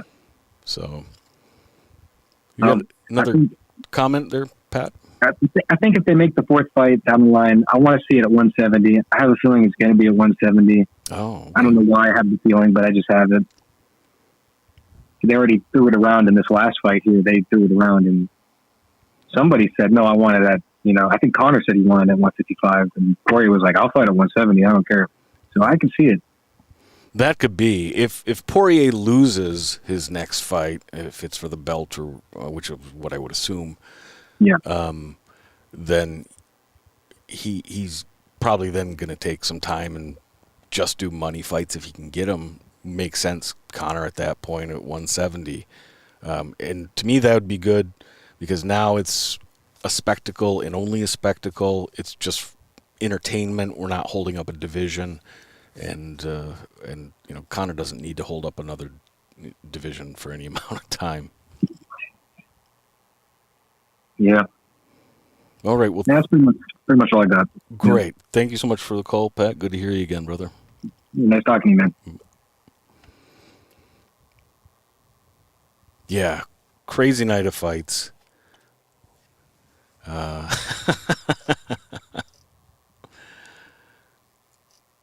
And I like Pat's perspective because it's easy to focus on the negative things from Conor, from anybody else. So it's good to have somebody remind you that there's another side to things. Oh, hold on a second here.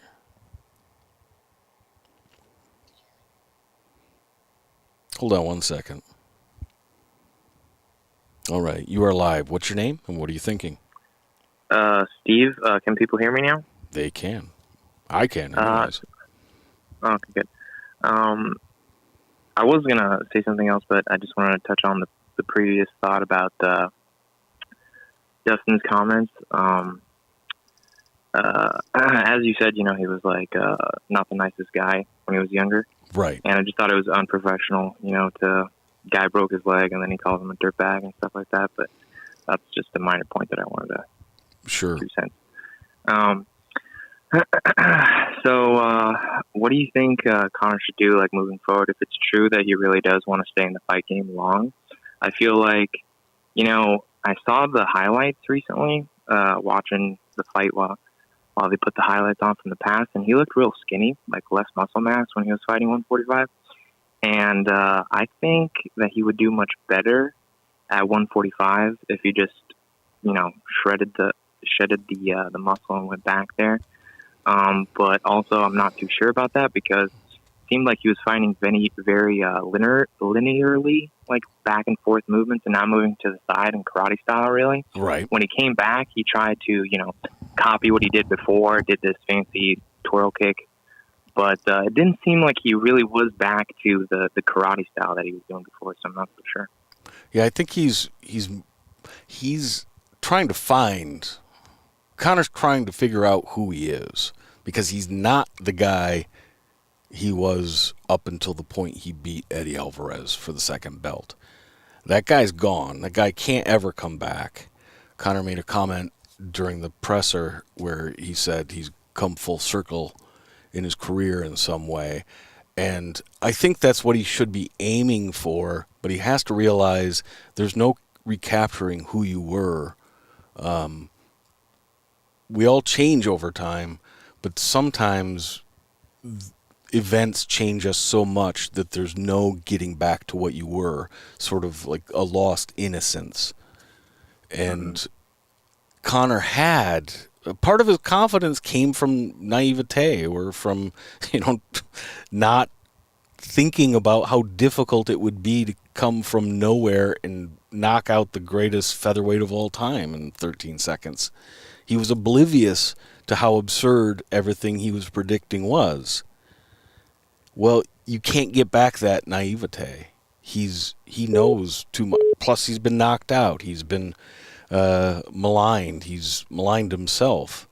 So it'll be difficult for Conor to find a new, authentic self. And he's grappling. I felt in the lead up to this fight, he was getting closer. He was still hitting some off notes, but overall I thought he was on the right path. And quite honestly, his reaction after the fight, Conor's reaction, I don't have a problem with that. It was a little unseemly as well, but he wasn't giving in. And he wasn't... If I'd just broken my leg, I couldn't imagine I'd be having some running battle, verbal battle in front of millions of fans, watching around the world. And I think I'd be a little more concerned about my damn leg, which to me should put to rest any of the concerns or the ideas from people that are saying that he doesn't care about fighting. You break your leg like that, and the only thing you can think about is getting back the fight. That tells me unequivocally Conor wants to fight. Now, can he put it all together and be effective again? I don't know. But I don't think it's profitable or reasonable to question his desire to fight at this point anymore. Yeah, that's interesting. Yeah, I believe it when he says that he wants to stay in the fight game for a long time. And the thing about the naivety in the beginning, I've heard many people say, like even Dustin, that in the beginning he was the perfect blend of confidence, and then, just kind of building confidence as, his wins came in and stuff like that. And he said that he wasn't really maybe even fully aware of the fact that he, knocked out Jose Aldo that quickly. Yeah. It seems like you analyze things like very psychologically and stuff like that. What do you think about the fact, like you mentioned, like big events change you? Looking at him, and I personally believe that a lot of fights are more so dictated not even by like the fighter's skills, but really just this like larger collective narrative. Like when people make you feel like, you're this bully and you don't deserve anything. And you're like, oh, I'm such a bad guy, crap, and you're kind of like doubling down because you have this big ego and you don't want to like admit to like your wrongs. I'm talking about in terms of like maybe the Khabib fight. Right. That could really like, spell out your disaster, like the future of your, you come into fights, you come into training, everything you're doing kind of subconsciously. You just don't feel like, that the world wants you to win, and some people think that he doesn't get affected in that way in the pressure, but I don't believe that. Yeah. Everybody is susceptible to what you're talking about. I think Conor was armored against those effects early on, at least to some extent he was armored, because of the naivete a little bit, but also everything he said did happen, essentially, his vision. So his narrative making was dominant over anybody else's, so it was easily dismissible. When you were talking, the thing that kept popping into my head was you can't have a doubt in a fight unless it had already been planted there at some point. And for some guys, it's how many times did they hit the snooze bar when they should have been up training? That's putting a doubt in your head. There's no free lunches, and there's no getting away with cutting corners. You've just cut a corner, even if somebody else doesn't know it. So it makes me wonder what other things in Conor's life have placed these negative narratives in his head beyond just what the public puts out there and the polarization. I think those things are easier for Conor to just push off and not have to contend with. The fact he was so vociferous after the fight, even with the broken leg, tells me he is strongly guided by his own central narratives. The other guy who's on that level is Adesanya, in my opinion. I mean, that guy creates the world he lives in, like almost nobody else. It's very impressive. But what you said about the stories and the narratives swirling around, sort of these collective stories, they do have a guiding force. in all of our lives. And not that it's mystical, it makes sense why it would happen. But for me, I think of that force as almost like a gravity. You can fight against it. You don't have to go where the gravity pulls you, because when you have a little distance from it, it's not that powerful. But if you don't have the awareness that you're being sucked closer and closer, there comes a point where you now can't fight against it. And it becomes, I think it feels like fate to a person. So I'm trying to figure out a way to ask a question that's like all of my questions combined. So do you think Conor McGregor thinks he's a bad guy? And then I have a couple questions on that. Yeah. Can you be a little more specific? What do you mean by bad guy? Do you think he felt like a bad guy during the lead up to the Khabib fight, and then post Khabib fight, and leading up to the Dustin fight? Do you think he felt regret? Do you think he? Do you mean did Conor feel that he did something wrong or crossed a line, so he's bad because he did that, or immoral? Yeah, I mean, he's been going on like in the trash talking like since the beginning. It got him a lot of the opportunities to fight. Those fighters. I feel like if you're a superstar, they just put like people that are shorter against you, like a little bit, 50% chance or more. And in the beginning, this was when he was starting out, so maybe his trash talking was just different because it's the beginning, but I don't think that. I think, even after he lost the Mayweather fight, like some people mentioned, like, oh, this is not good, they refer to it as like, one of his losses in the past, whatever, even though I don't think it really counts in any way that's significant to me. But when he came back to fight Khabib, before that he fought Alvarez, did very well. And he was trash talking a lot, and it was very different from anything else before. You think when he trash talks, it's just like it's business or it's personal? No, it's not just business. Oh, really?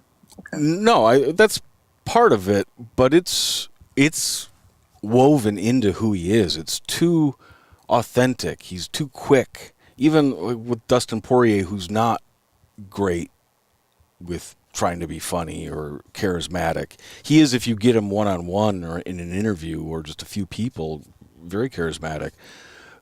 Conor, it's all, so much of it is off the top of his head, although recently he's not been doing as much of that, which tells me he is a little tighter. He's a little more pre-planned intentionally. But I think it's who he is to the core to be aggressive. I've been thinking more and more that to look at him as a predatory cat. They're the most dominant predators, but they're also the most fragile.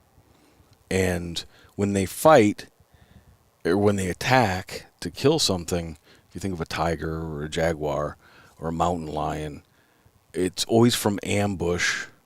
And when they do it, it's 100%. They go all out. They're not trying to run it down and wear it out or squeeze it for a long time until it finally dies. It's all or nothing, and it's blood and claws and the fur is flying.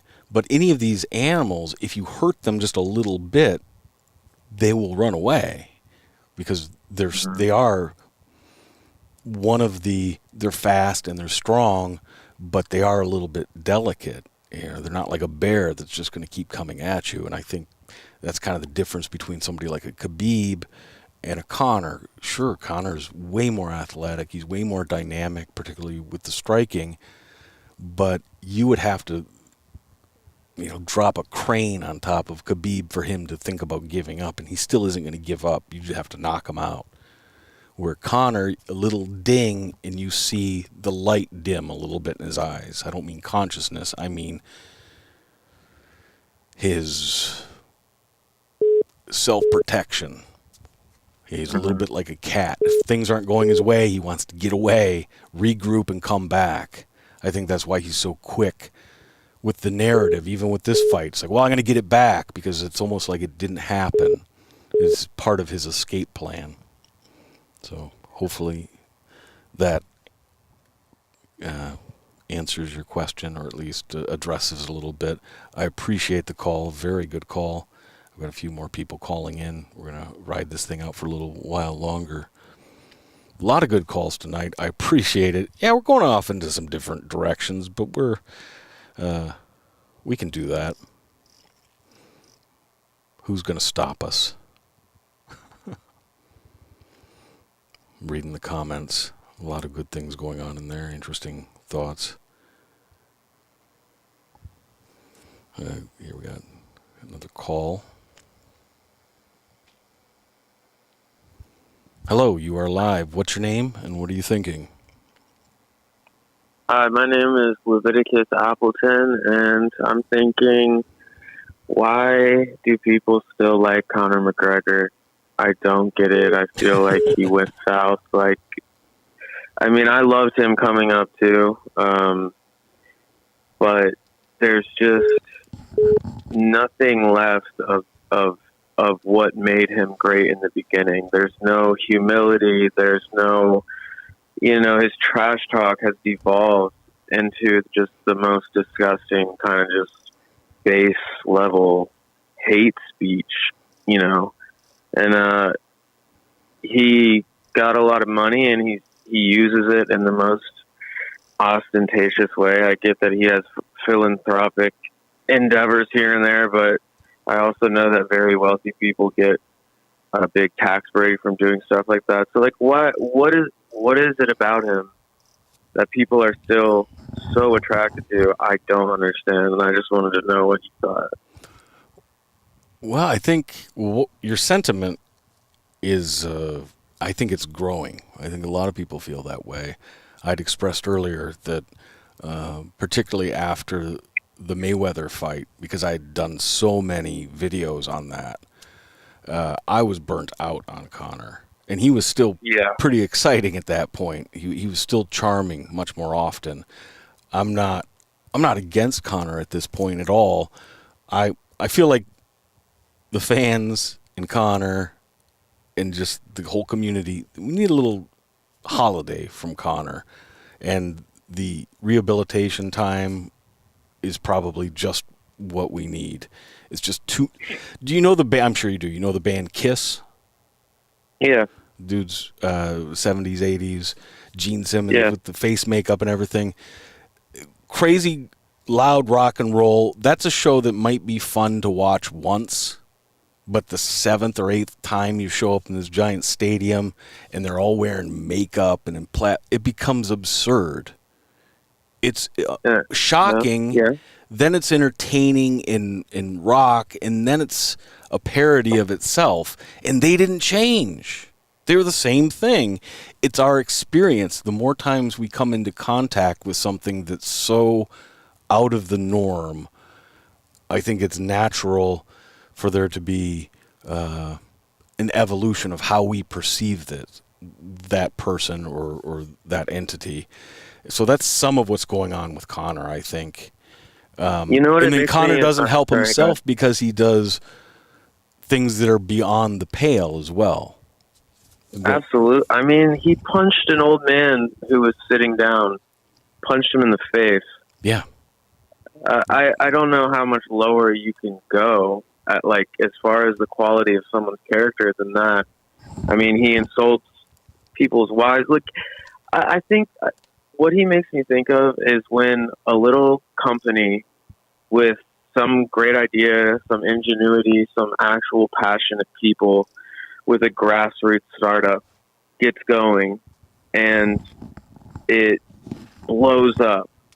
And then I feel like they just end up, the people that actually started it, the people that are actually responsible for what makes it great, sell it off to some big firm who basically keeps churning out the same thing, except it's watered down, it's cheapened. It loses its heart, I think is exactly. Yeah. So I'm just feeling like how long, if you and I mean, I don't know I think I might have burnt out on him even earlier than you. And like I said, I was a huge fan.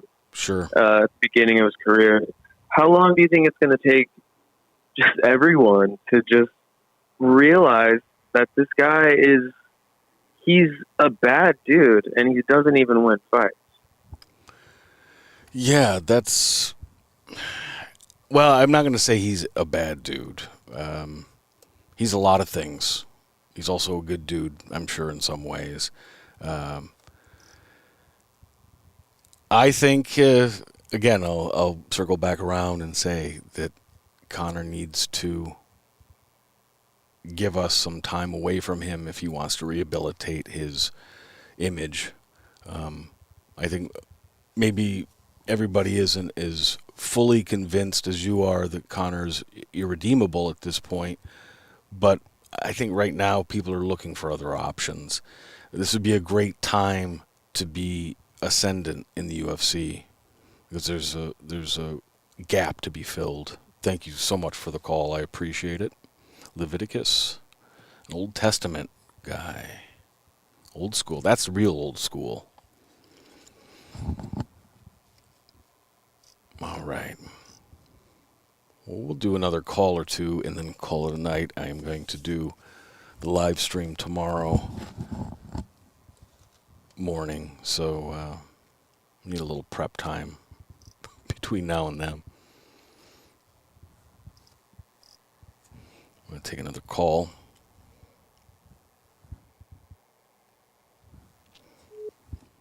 Hello, you are live. What's your name and what are you thinking? Anonymous from USA. Cool. Hey, Alpaca. I just wanted to say, first of all, one quick comment. Wait a second. Can I stop you? Can I stop you for a second? Yeah, of course. Why did you choose to say anonymous instead of just making up a name? All right, then. I mean, you do it. What's that? I mean, you do it. You can call me. Let me see. No. I don't need to have a name for you. I'm just asking your motivation. It's just my curiosity. Just privacy. Yeah. Okay. No, totally cool. I don't think you should have given your name. I just thought it was interesting that you chose to say anonymous instead of. That's course, cool. Of course. That's just me. My brain. I'm curious about weird things. So no, it's all good. Sorry to derail your point. I think you have a one misconception about Sugar Sean, which is just that I don't think people, his fans, don't just look at the fights; they look at the whole aura about him. Okay. And if you look at his streams on Twitch, and he has podcasts which are really interesting. I mean, he's not like a tail kind of talker, but he's a very interesting guy, and I think that's really what his fans see in him. Who are you talking about? Sugar Sean. Oh, OMalley. Sugar Sean. Yeah, okay. Yeah. And I don't get that because I don't see that stuff. If it was in front of me, I could be charmed by it as well. He clearly is an engaging guy. I believe that. Exactly. You don't seem like the type that likes all of the extra stuff. I mean, I feel like you really like the fights more and the mentality more, but as a fan, I got to say that is one of the parts that people really like about him. That makes sense. I hadn't thought about that. Yes, I definitely would focus more on any criticism or questions I have about OMalley aren't about his lifestyle or his the other things he's good at. It's trying to reconcile how excited people are for him with what I've seen. Like he might be as good as people expect him to be, but I'm still waiting for it to show itself. He hasn't done anything wrong, in my opinion. And if I and I agree with you. His fights have been a little underwhelming, almost. Well, maybe not underwhelming. It's just that the hype doesn't. The fights don't follow the hype. Not quite, but close. Some of them do. You know, he's sparked more than a few dudes, which is 100%. impressive. Yeah, 100%. 100%. I'm excited for the guy. I am. So when I voice some hesitation, it's only that. It's only, I don't want to get caught up in the tidal wave of getting too excited for the guy when I see more than I could. Sorry. No, go ahead, please. I think post-fight he should probably plug his podcast, because you listen to him and you really get the hype about him. He says like post-fight that he likes to be an entertainer. I think that's really what it is. He's an entertainer who expresses himself through fighting. But I think at like the bottom of his soul, he really is an entertainer above everything. But I really wanted to talk about Conor real quick. Sure. Do you think Conor has a comeback in boxing? Because he could really put the narrative out there that, my legs have failed me in the Dustin fights. I fell on my legs and I broke my leg. But boxing's half a sport, and I don't need them. I mean, I could still piece guys up and not have to deal with the leg kick. Yeah. I don't think to me, I think that would be Conor giving up. And he's not going to admit defeat. The guy. Yeah, but I think he has a problem with coming back to the UFC, where if he goes to boxing, he could talk all the shit he wants about how bad boxing is, almost like something like what the Paul brothers are doing. And he could be the villain while getting some fans on his side. I think it's a problem now where when he's the villain, it's hard to get any fans on his side or people rooting for him at this point. Yes, yeah, I agree with that.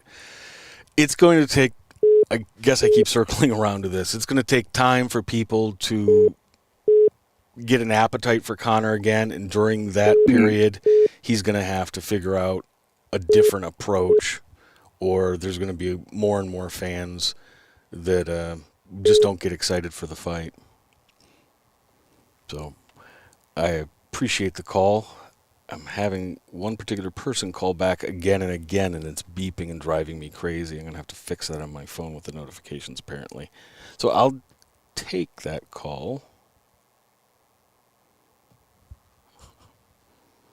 Hello, you are live. What's your name, and what are you thinking? I'm Sean from Mass. Hey, Sean. Hey, I just wanted to talk about Conor. I have a lot of mixed feelings. You know what I mean? The guy came up as one of the biggest dudes in the sport. You know what I mean? He's actually what got me into the sport. I bought the second Nate Diaz fight, and I just fell in love with fighting after that. You know what I mean? I've been around ever since then. And I'm not a massive McGregor fan. I'm not like the typical. And I didn't even root for him this fight. I was rooting for Poirier. But there's just something that's just so mixed. Like I think the caller two fights or two calls back had it right. You know what I mean? He's so watered down at this point. I think I might be jumping the gun a little bit early on this, but I think it's time for him to hang up the gloves. I do think it is. Really? Yeah. Huh. To be honest, I think a lot of his early wins were a result of great matchups for him. And as you look at his fights going on, you know what I mean? Like going through his, career, he's shown a lot of holes. The guy, he's not a great grappler. He doesn't have great cardio. He has an inability to check leg kicks. I just don't see him getting to that level. You know what I mean? Unless he seriously takes time and works on either his grappling, his leg kicking defense. You know, that's a weird one. You probably should condition your legs better. That would be my suggestion for him. And also his cardio. I don't know if that's ever going to fix itself, because he's a fast twitch muscle fiber type of guy who's got great power in his hands. His cardio is what it is. He seems to be working as hard as he can on it. Well, he's a flawed fighter. Exactly. And which fighter isn't a champion? flawed? So to be a champion at 155, you know what I mean? Khabib was almost as perfect as you can be. I'm not going to act like his striking was all that, because it wasn't. Right. You know what I mean? The guy was very hittable. But his striking defense, for as non-credentialed as he was, you know what I mean? The guy didn't get hit. Right, yeah. No, he had the most complete package as far as the set of tools he brought into the cage fit so perfectly with his game plan and his mentality short term, long term. He probably the most cohesive package as far as an end product. If you're only concerned with putting up wins, Exactly. If you don't care about, is he charming or anything like that, which he can be in his own way, but if you're not trying to sell pay-per-views, if you're just a purist, you only care about the wins and losses, yeah, Khabib's probably the perfect package in that respect. But even he wasn't flawless. He had holes in his game for sure. He was just so good at stopping you from penetrating those holes. Yes. That's what I was going to say. Which, who knows? I think he's the giver, not the taker. Anyway, still, a guy like Conor, he wins big or he loses big. And that's the nature of the guy. He's not going to go away with a whimper. So yeah, I could totally see that. I don't think this is going to be the end of Conor McGregor just because of his personality. You know what I mean? Right. I don't think this is the way he'll ever want to his career end. I think at this point we'd see a Diaz 3 and then he'd go off into the sunset. You know what I mean? But I'm just looking at it as a long-term type of thing. Like, he is the type of guy who was the double champion, and he had that type of mentality in the past, you know what I mean? And looking forward on it, even after, like, when he was in the cage trying to insult Dustin, it was so poor taste, and it didn't seem like Conor. It just seemed so angry, and, like, he was building in a narrative almost for an excuse. I don't like his mentality right now. I don't. You're past it. It's understandable, and nothing wrong with that. I appreciate the phone call. I'm going to move on. I'm going to try to grab a few more and see where this thing goes. Hello, you are live. What's your name, and what are you thinking? I'm thinking it was a shitty show. Disappointed. Just because of the last fight or the whole night? No. Actually, the UFC 264 was really good. Prelims were real good, but the last fight definitely disappointed. Kind of leaves a unresolved. Beyond that, just kind of a sour taste in the mouth when a fight ends like that. Is that where you're coming from? Yeah. I mean, he was talking a lot of smack and, sending him on a stretcher. It turned out that he was the one that got sent out on a stretcher. I was a big McGregor fan, but after watching him lose yet again and the way he lost and not being humbled, kind of disappointing. Just all in all, as a human being, I guess it's just, I think he lost me as a fan today, that's for sure. Yeah, I appreciate that. That makes sense. When you're a fan, can you turn down whatever computer? Kind of giving me some feedback here. No, okay. Is that good or no? Not sure. Yeah, that sounds better. Perfect. Thanks. I think with McGregor, fans try to put their when you're a fan, you put your hopes into something, you put energy, you put time into it, and then when the object of your energy doesn't just lose, but doesn't hold up any sort of even moral standard or some virtue that at least gives you something back for what you put into him. And I'm going to have to keep you on mute because I'm getting some feedback from your end, but you can hang out and I'll end this. I'll finish the answer here. Conor asks a lot of his fans. It's not just the money. He asks for a lot of attention. And if you want to be engaged with that, you're constantly giving him your energy, your attention, on occasion, your money. And people are pretty generous, they'll go a long way, and you don't have to win every fight. You don't have to win every battle. You don't have to be perfect. But there does have to be a return on your investment of time, energy, and just psychic space. And with Conor, I think too often it ends up that you don't get the victory, which is that high when your team wins the Super Bowl and you've been waiting for 20 years and they finally end the drought. It's all worth it. Isn't that what the feeling is? With Conor, when he gets that win, it reinforces that all the energy you put into him was worth it.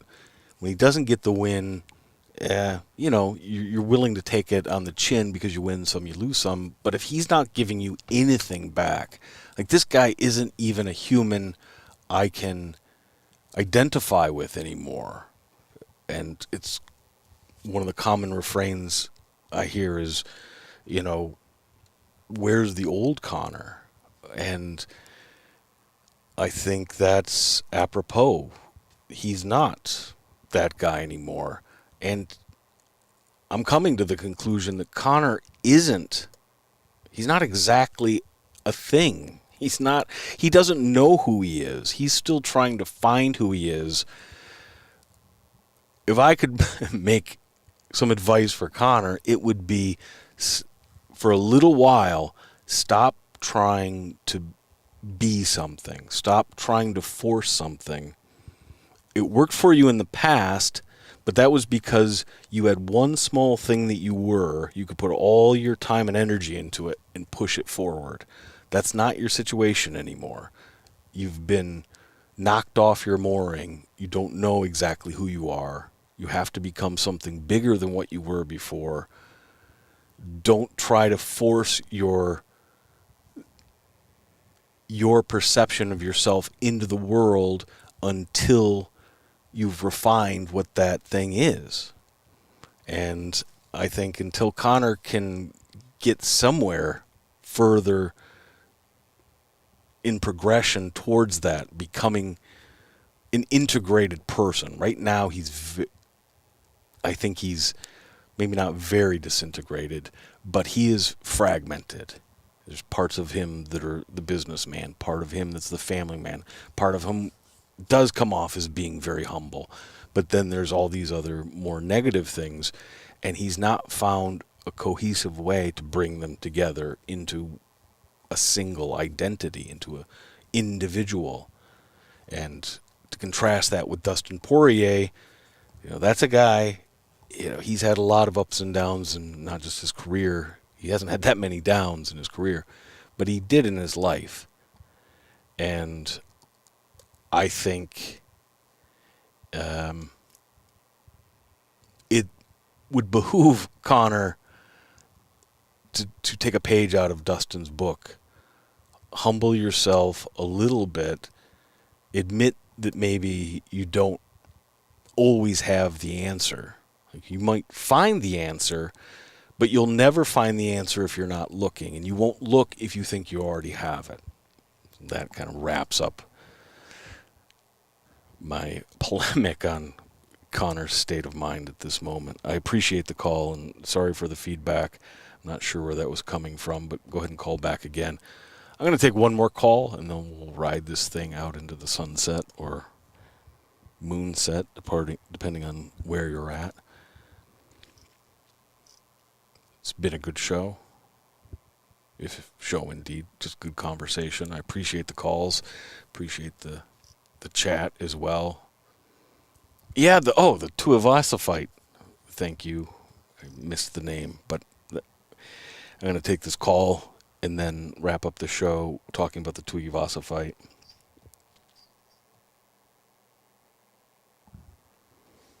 Hello, you were live. What's your name and what are you thinking? My name is Jordy, and I'm a little disappointed. Yeah, can't lie. I'm a big Conor fan, man.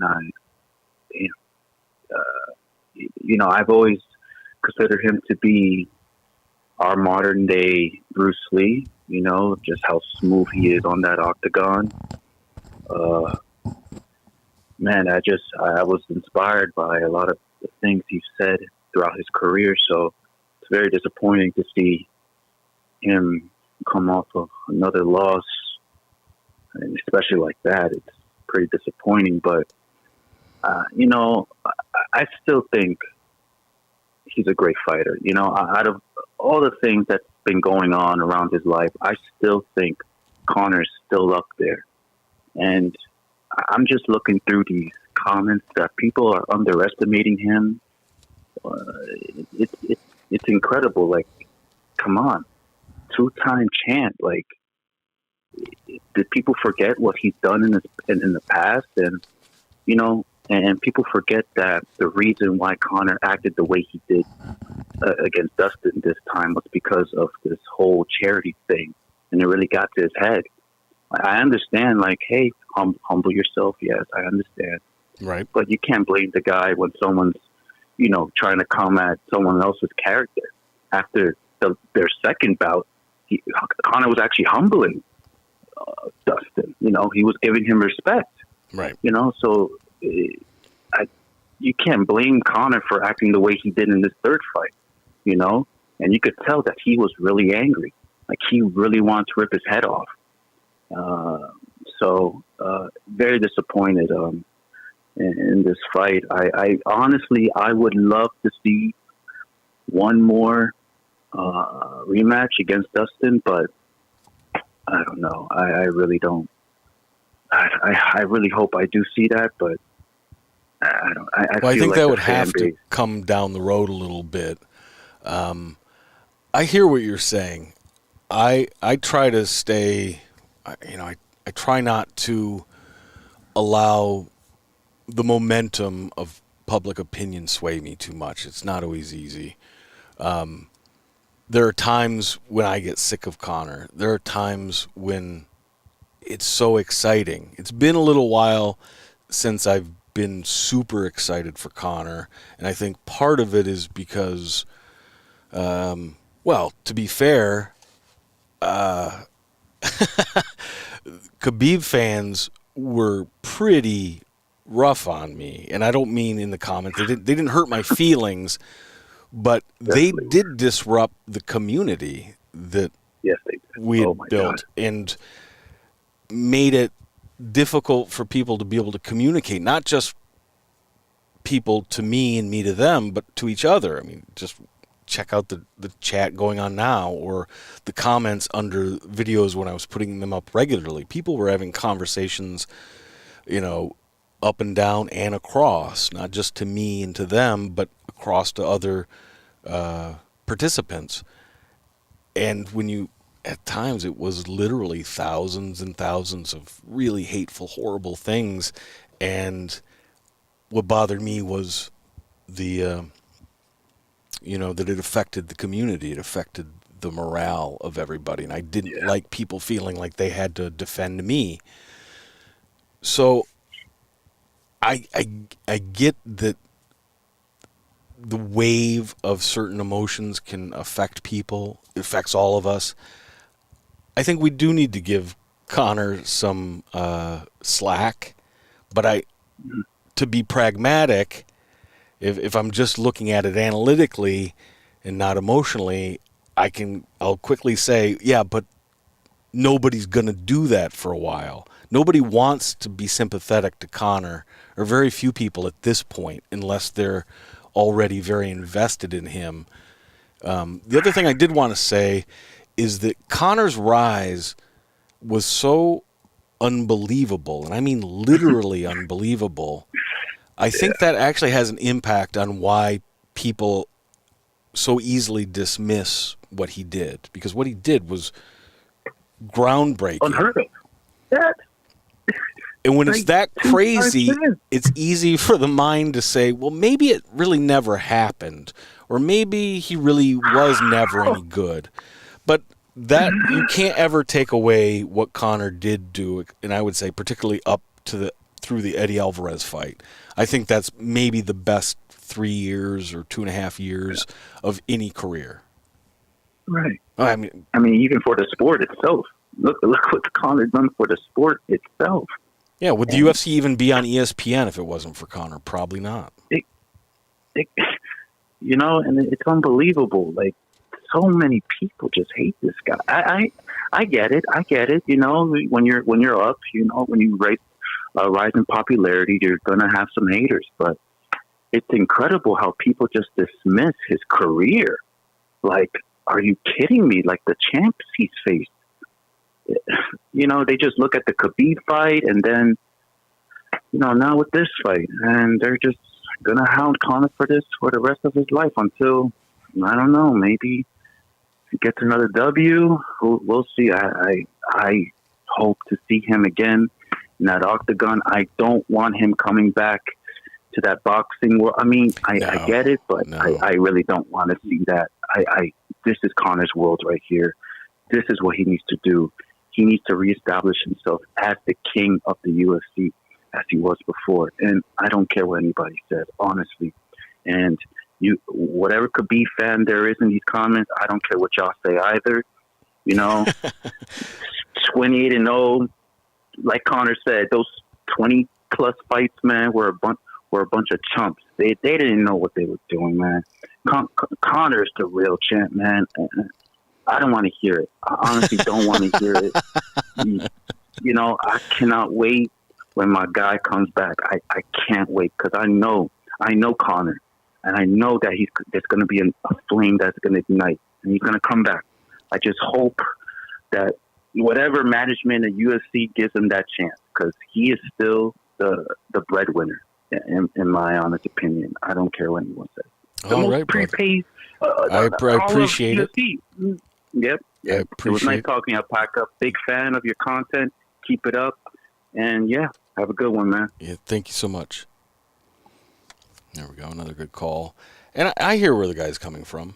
As I said earlier, you invest a lot into people. And one aspect is, and maybe you could hear it in the caller's story, is what he was trying to get across,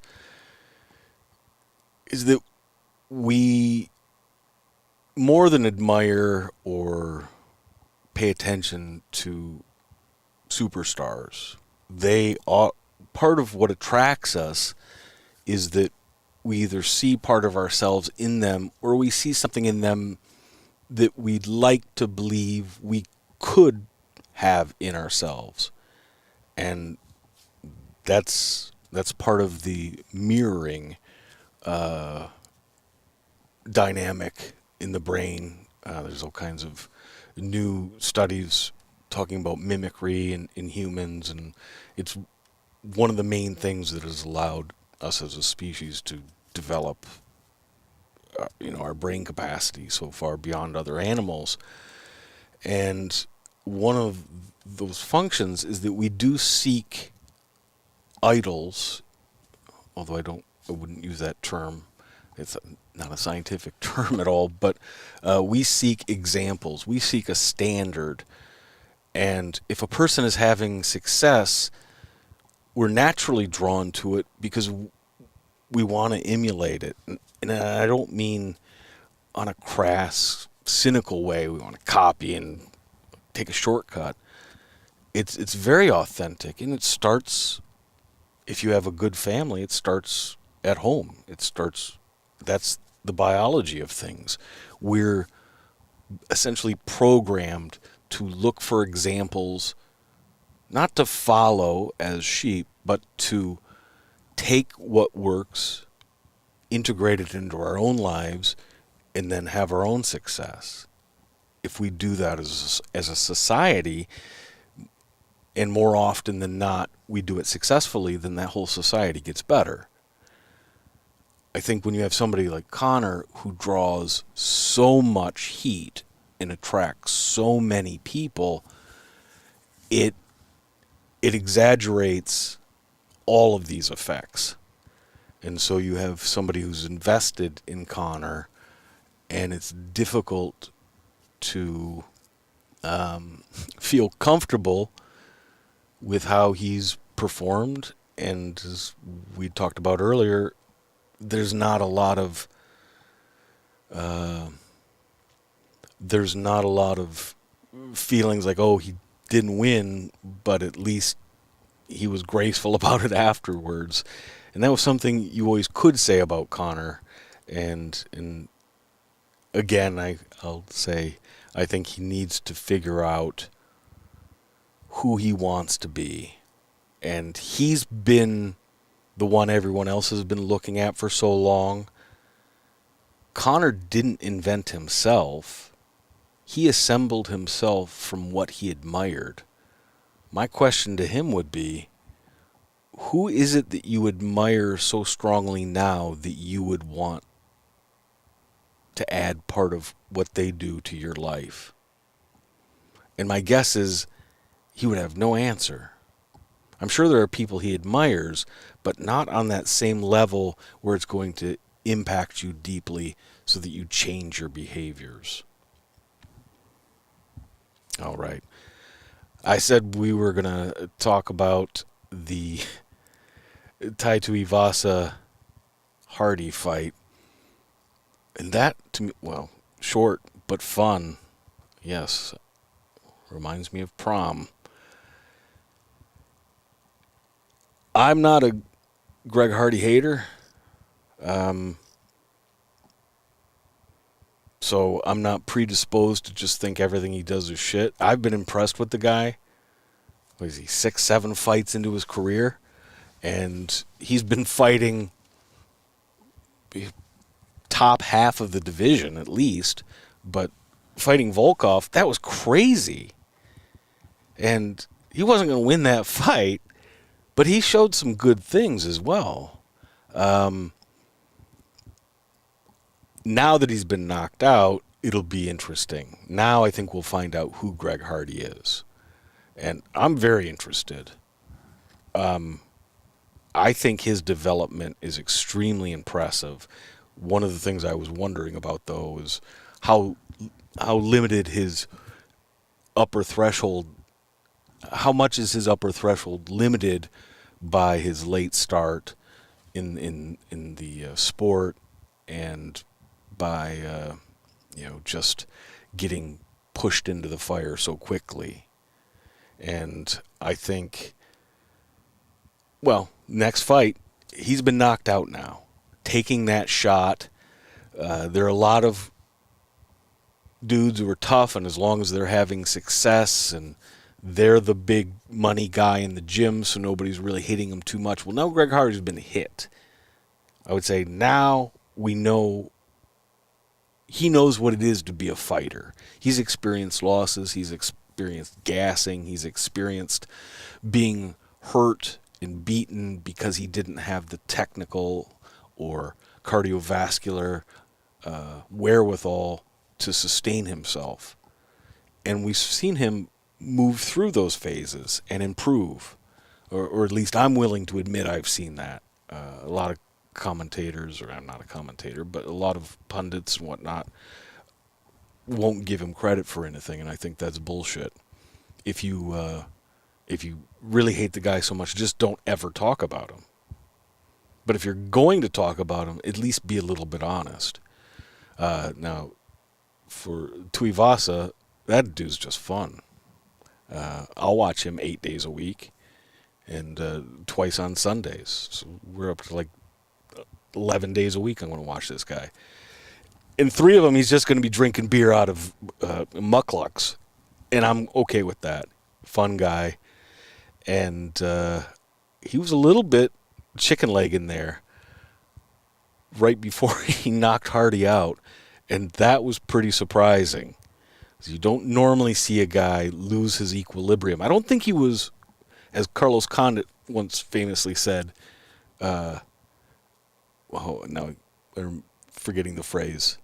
I'm not cerebrally damaged, whatever it was after the Robbie Lawler fight. I can't remember the exact phrase. I don't know if he was cerebrally damaged or not, but it looked like the punch got him on the side, the temple area, and definitely knocked his equilibrium off. So I think he was there mentally. His balance was just messed up. And to still be able to generate the punching power that he did with that left hook. Oh my. And Hardy looked like he lost something. He lost like a little bit of his soul left. It was a little bit reminiscent of a Mark Hunt kind of knockout. Just really took something from Hardy. And Hardy was not all there even during when Bruce Buffer was announcing the winner. Hardy was not quite all the way back yet. So it'll be interesting to see where he goes from there. And he wants to get a top 15 opponent. And I don't know that Tuivasa is going to win a championship, but he's just, to me, he's the meat and potatoes of the UFC. It's the kind of fighter you just can't even have in any other promotion. Bellator doesn't have a guy that, if a guy has a little bit of popularity, but he's maybe not that great, then they have to clear a lane for him. Or if the guy's not willing to fight more talented guys, like a MVP, then they just have to ruin an entire division so they can at least pretend that Michael Page is a world-class fighter. Now, maybe he is. The one time he fought a world-class fighter, he lost pretty badly. But that doesn't end the question. He still could be. In the UFC, you have guys that everybody just gets to go out and fight. And some people are treated fairly. Some people aren't treated as fairly. That happens. That's life. That's everywhere. But the reason I enjoy the UFC so much is that it's this constant churning of all these different individuals who are trying to do the greatest thing in their life that they've always wanted to do. And if they win enough, you've got your Tony Fergusons, and now you have like a Leon Edwards. You have guys who go on streaks and they don't quite get the opportunity that they should have, but that is the anomaly. If you put a streak together, you're going to eventually get your opportunities. But even before that, you're still getting opportunities. You're just getting lesser opportunity because everybody can't fight for the championship all at once, clearly. And I'm finding as the years go by, I'm actually way more interested in the fights that happen middle of the card. Not always, but even, tonight, very interested in the Condit fight, very interested in the OMalley fight, very interested in the Greg Hardy fight. The overall impact of the main event stole my attention for sure. But just from, I don't know if you want to call it a fan perspective or just a base level of excitement, there were other fights I was more excited about. And for me, that's what Tuivasa symbolizes. Just that it's this rich ecosystem that the UFC is. It can, again, they can be, as a corporation, they sure as hell could be a lot more fair in some of the things they do. And I'd love to see fighters make more money. But to me, that's a separate issue. I'm just looking at the end product as a consumer, not a critic of business practices. And so if I'm just looking from this perspective, it's an amazing ecosystem of all this diverse life on display. There's no other sport where I couldn't do what I do, what I'm interested in doing, with any other sport. You don't know anything about the personalities of 80-90% of the athletes in other sports. And then the superstars, you get this caricature. They're so well crafted by a team of PR representatives, you don't get anything authentic. And what we have with MMA in general, and the UFC specifically, are all these crazy ass stories. The Aldana fight, it wasn't a great fight because Kunyaskayev just not nearly talented enough to take her on. But wow, no, she's a fighter. Aldana, that was. I hadn't penciled that fight in as being the one I was looking forward to the most, but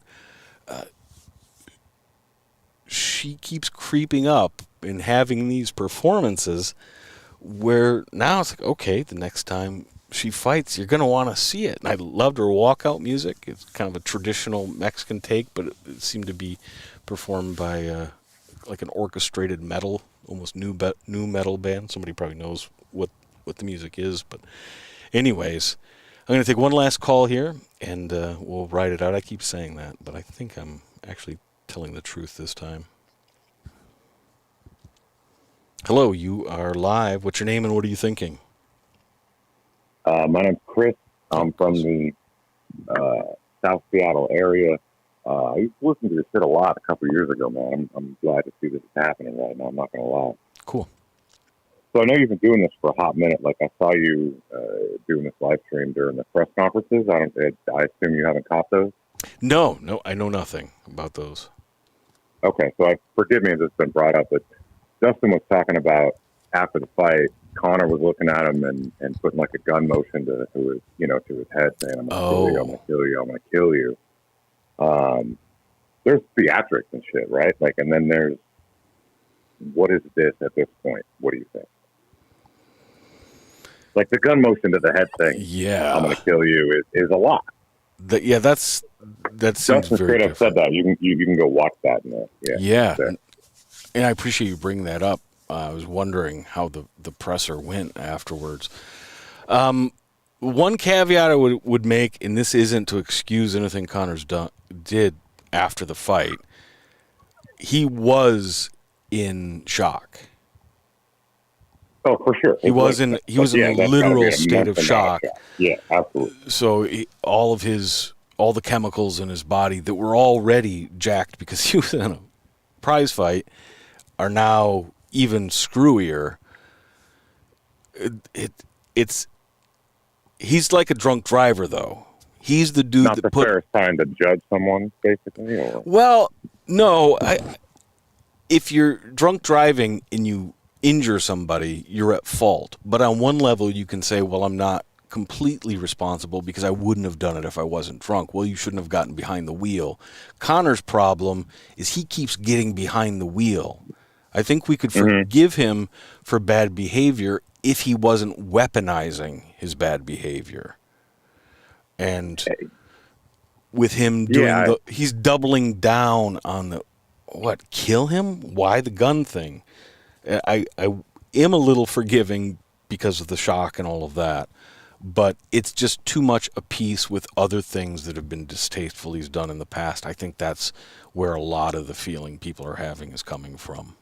What do you think? Well, and I think the build-up to a fight is one thing, but almost every time, regardless of what is said before a fight, after a fight, it's like two fighters that scrap and they have mutual respect because they scrap. Right. And in this case, Conor yelling to the ref to make sure that it's a ref doctor stoppage, and looking, still talking about Poirier's wife and doing all those things after the fight is odd. Yes. Yeah. It's not defensible. It's tough. I don't know where to put it though. It's easy for me to say there's nothing defensible about it. There's no nuance, there's no spin. But then what does that mean? Does that mean that everybody should turn their back on Conor? Or does that mean he should be cut? Or does that mean I shouldn't be interested in him or put out videos about him in the future? I don't know what the resolution is to that. I guess that's why I keep coming back to, and you weren't here earlier, but I keep coming back to the idea that a lot of these questions we have about Conor, and there are a lot of people who have reservations about him at this point, I think they get a little bit easier to deal with if we get time away from Conor. Okay, that's what I was going to ask you next, was if you have 48 hours to really go back and digest this and get your emotions off it and then go back and look at it from a psychologist's perspective, do you think you might have different feelings? Yeah, I'll look at it for sure. I'd mentioned earlier. Love of God, release a video. Please. Well, yeah, I was kind of going there. I put about 50 hours into a video. I thought it was going to get done. It got way bigger. It got away from me, and it was about Conor. And I was also of mixed feelings because I didn't want the first video coming back after this long to be about Conor. But it made sense, and I'm really happy with where it is. And I'm going to put it out because it's still just as relevant, maybe more relevant now, because it's all about his psyche. And I'll probably blend in a little bit more from, or maybe make a part 2 or something. But yeah, if you don't add in something from this fight, you're doing something wrong, brother. Yeah. Well, because it all fits right in there. So yeah, that's perfect. Coming. Yeah. And then more episodes are coming. I'm just getting back into the swing of nice things. Guy, and then overdoing the heel part. It's all been. It felt natural at first, and now it doesn't feel quite as organic. And I think that's what's off about it. That's the right phrase. That's what I keep feeling. It's off. It's out of kilter. I think he's out of sorts himself. Yeah. He's forcing it a little bit much. Yes. Yeah, for sure. Yeah. All right, man. Well, thank you for your time. It was cool to call in and talk to you, brother. Yeah, do it again, please. Keep doing your thing, man. Yep, you too. Okay. Yep. All right, there. The 206 represented up in here. All right. I am winding it down. I just love the conversations. I should have never brought the phone into this situation because I'll just keep taking calls. Now somebody's calling. I wasn't going to take another call, but I'll take one last call again. Oh, hold on one moment. I'm switching you over to the thing. Alrighty, you're live. What's your name and what are you thinking? This is Kevin from Chicago. Hey, Kevin. Let's talk about the man of the hour, Dustin the Diamond Poirier. USA. USA. Yeah, funny they didn't chant that for Dustin. You know, it's not like Conor's an American. I tell you what, you see when you take someone down, that's what you do to them. Unlike Gilbert Burns, who triumphed him to a decision, Dustin took him down and he started raining down elbows, messed him up. That's how you put on a show. Very impressive ground and pound. Yes, even though they kind of the ending with the ankles kind of stunk, not finality to it, but still, right. Yeah, that co-main event was the worst, one of the worst fights. It just left a bad taste in my mouth. Just having to get up and celebrate after putting on that garbage, that was stunk. But Dustin, this is the thing. You're talking, it's an ankle injury. You can't celebrate that. You got to be durable, man. You're going into war. You're going into battle. You got to be durable. Yeah. And the Conor fandom, man, they are a bunch. They are a special bunch. Just one and one. Oh, they got to run it back. And I hear him, Dana White and Dustin Poirier saying, "I'll run it back again." Are you kidding me, Dustin? You want another payday? Poirier said that? I haven't heard that. Dustin said, oh, Jesus. That's what I heard. I heard Dustin said, we got to do it again. It's not final. No validity. Well, it was an unfortunate injury or whatever. So he's cashing checks on it. Yeah, I can appreciate that aspect. But, Jesus, to me, the fight's available in the future. Go get the belt. Then it's worth even more if Conor can work his way to the belt. Yeah. And then you saw this was after the fight where he knocked him on the second fight. He said, it's 1-1. Like literally seconds after it, 1-1. We'll do it again. And then it's like it's so obvious. And then it's all about money. I get you're a prize fighter, but you should be hunting glory too. You want to be a champion. You want to hold the belt. Right. We don't want MMA to turn into boxing, where you win the belt because the path was cleared for you, and then you get to hold the belt because you never have to fight the best guys, and it's just you sit on it, and it's only about money. And it's cool for the athletes. I don't begrudge them.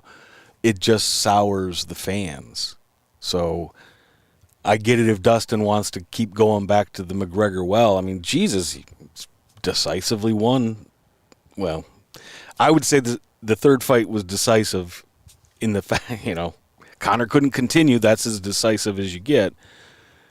And, so he's getting his wins. He's his win-in show money and all that extra pay-per-view. I understand it, but at some point there has to be interest in the belt or it devalues the belt. And I'm excited about Charles Oliveira's next fight. I don't want to wait. I want to see Poirier fight him. Oh, yeah. It's a really good fight. Looking forward to that. But as far as Poirier goes and the injuries, you look at Dustin went out there and took it out of him. He tired him out, gassed him out. Everyone knows Condit doesn't have a good gas tank. So when he stood back up to throw that big left hand, he didn't have his balance about him because he was so tired already. He just got done taking elbows to the face. He got back up and he rolled his ankle because he's all tired and off balance. And that's what happens when you're tired and off balance. You don't get your footing right. So people trying to make excuses. Oh, how are you going to celebrate? Dustin, how you celebrate that? Wow. There's always going to be someone with these ridiculous takes. But absolutely. All right. He goes, I got to say, Dustin's one of the most, he's got an impressive resume if you look at it. Very. Look at Max Holloway wins, Justin Gaethje, Eddie Alvarez, Anthony Pettis, all his wins coming out back in the day at 145. He's got a pretty impressive resume. Very And I think impressive. he deserves to be, if he goes out there and beats Charles Oliveira, he should be in talks for top 3 pound per pound. Oh, he's absolutely. right up there. Yeah. Yeah, he needs to do that, though. Poirier, for a lot of different reasons, he can't rest on his laurels.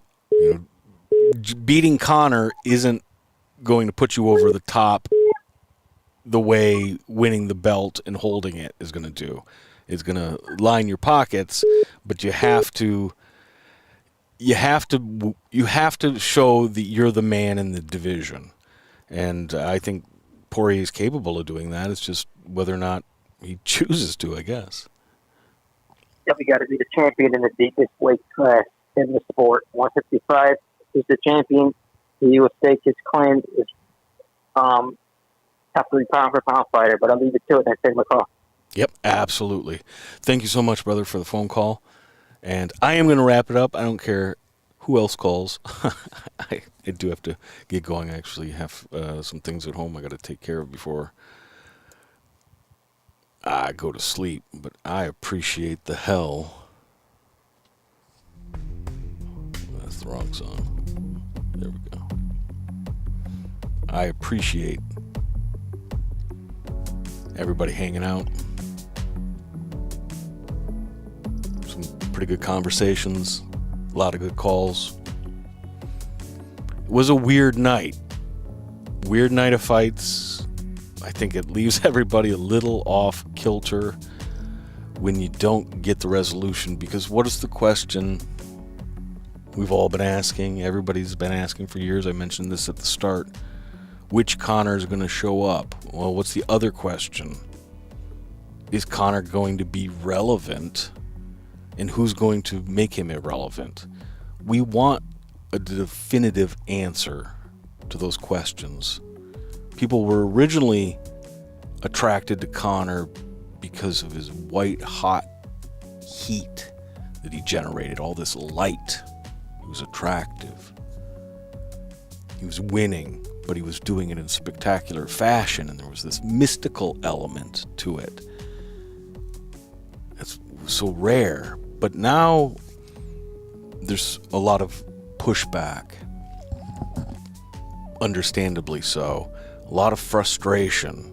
And I think the most vociferous, outside of Khabib fans, the most vociferous Conor haters in the moment are just a couple good Conor fights away from going back to being Conor fans. That's, you see that fairly often.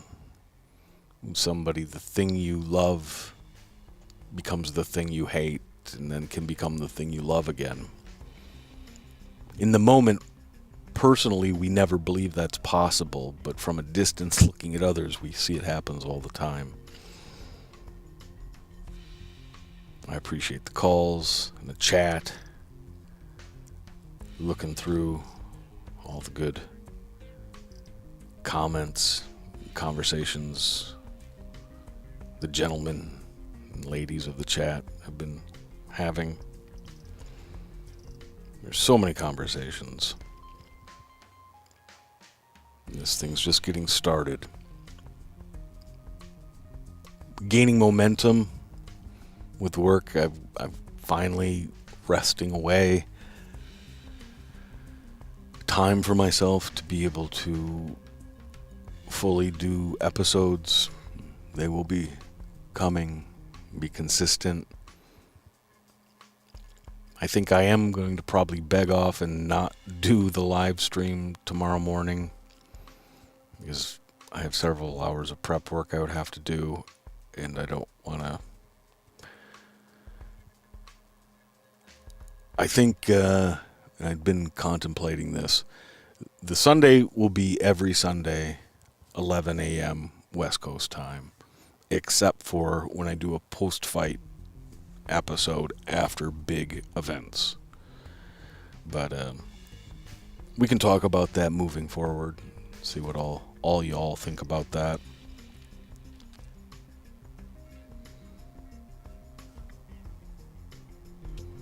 Well, brothers and sisters, I do thank you for showing up and taking part, making this what it is. Remember, this isn't supposed to be easy.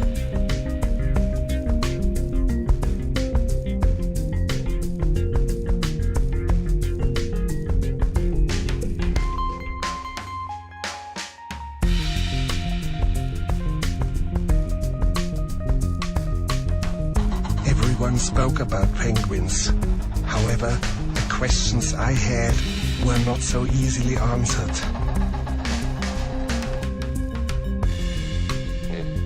It is not that I hate it. I love it. I love it very much. But I love it against my better judgment.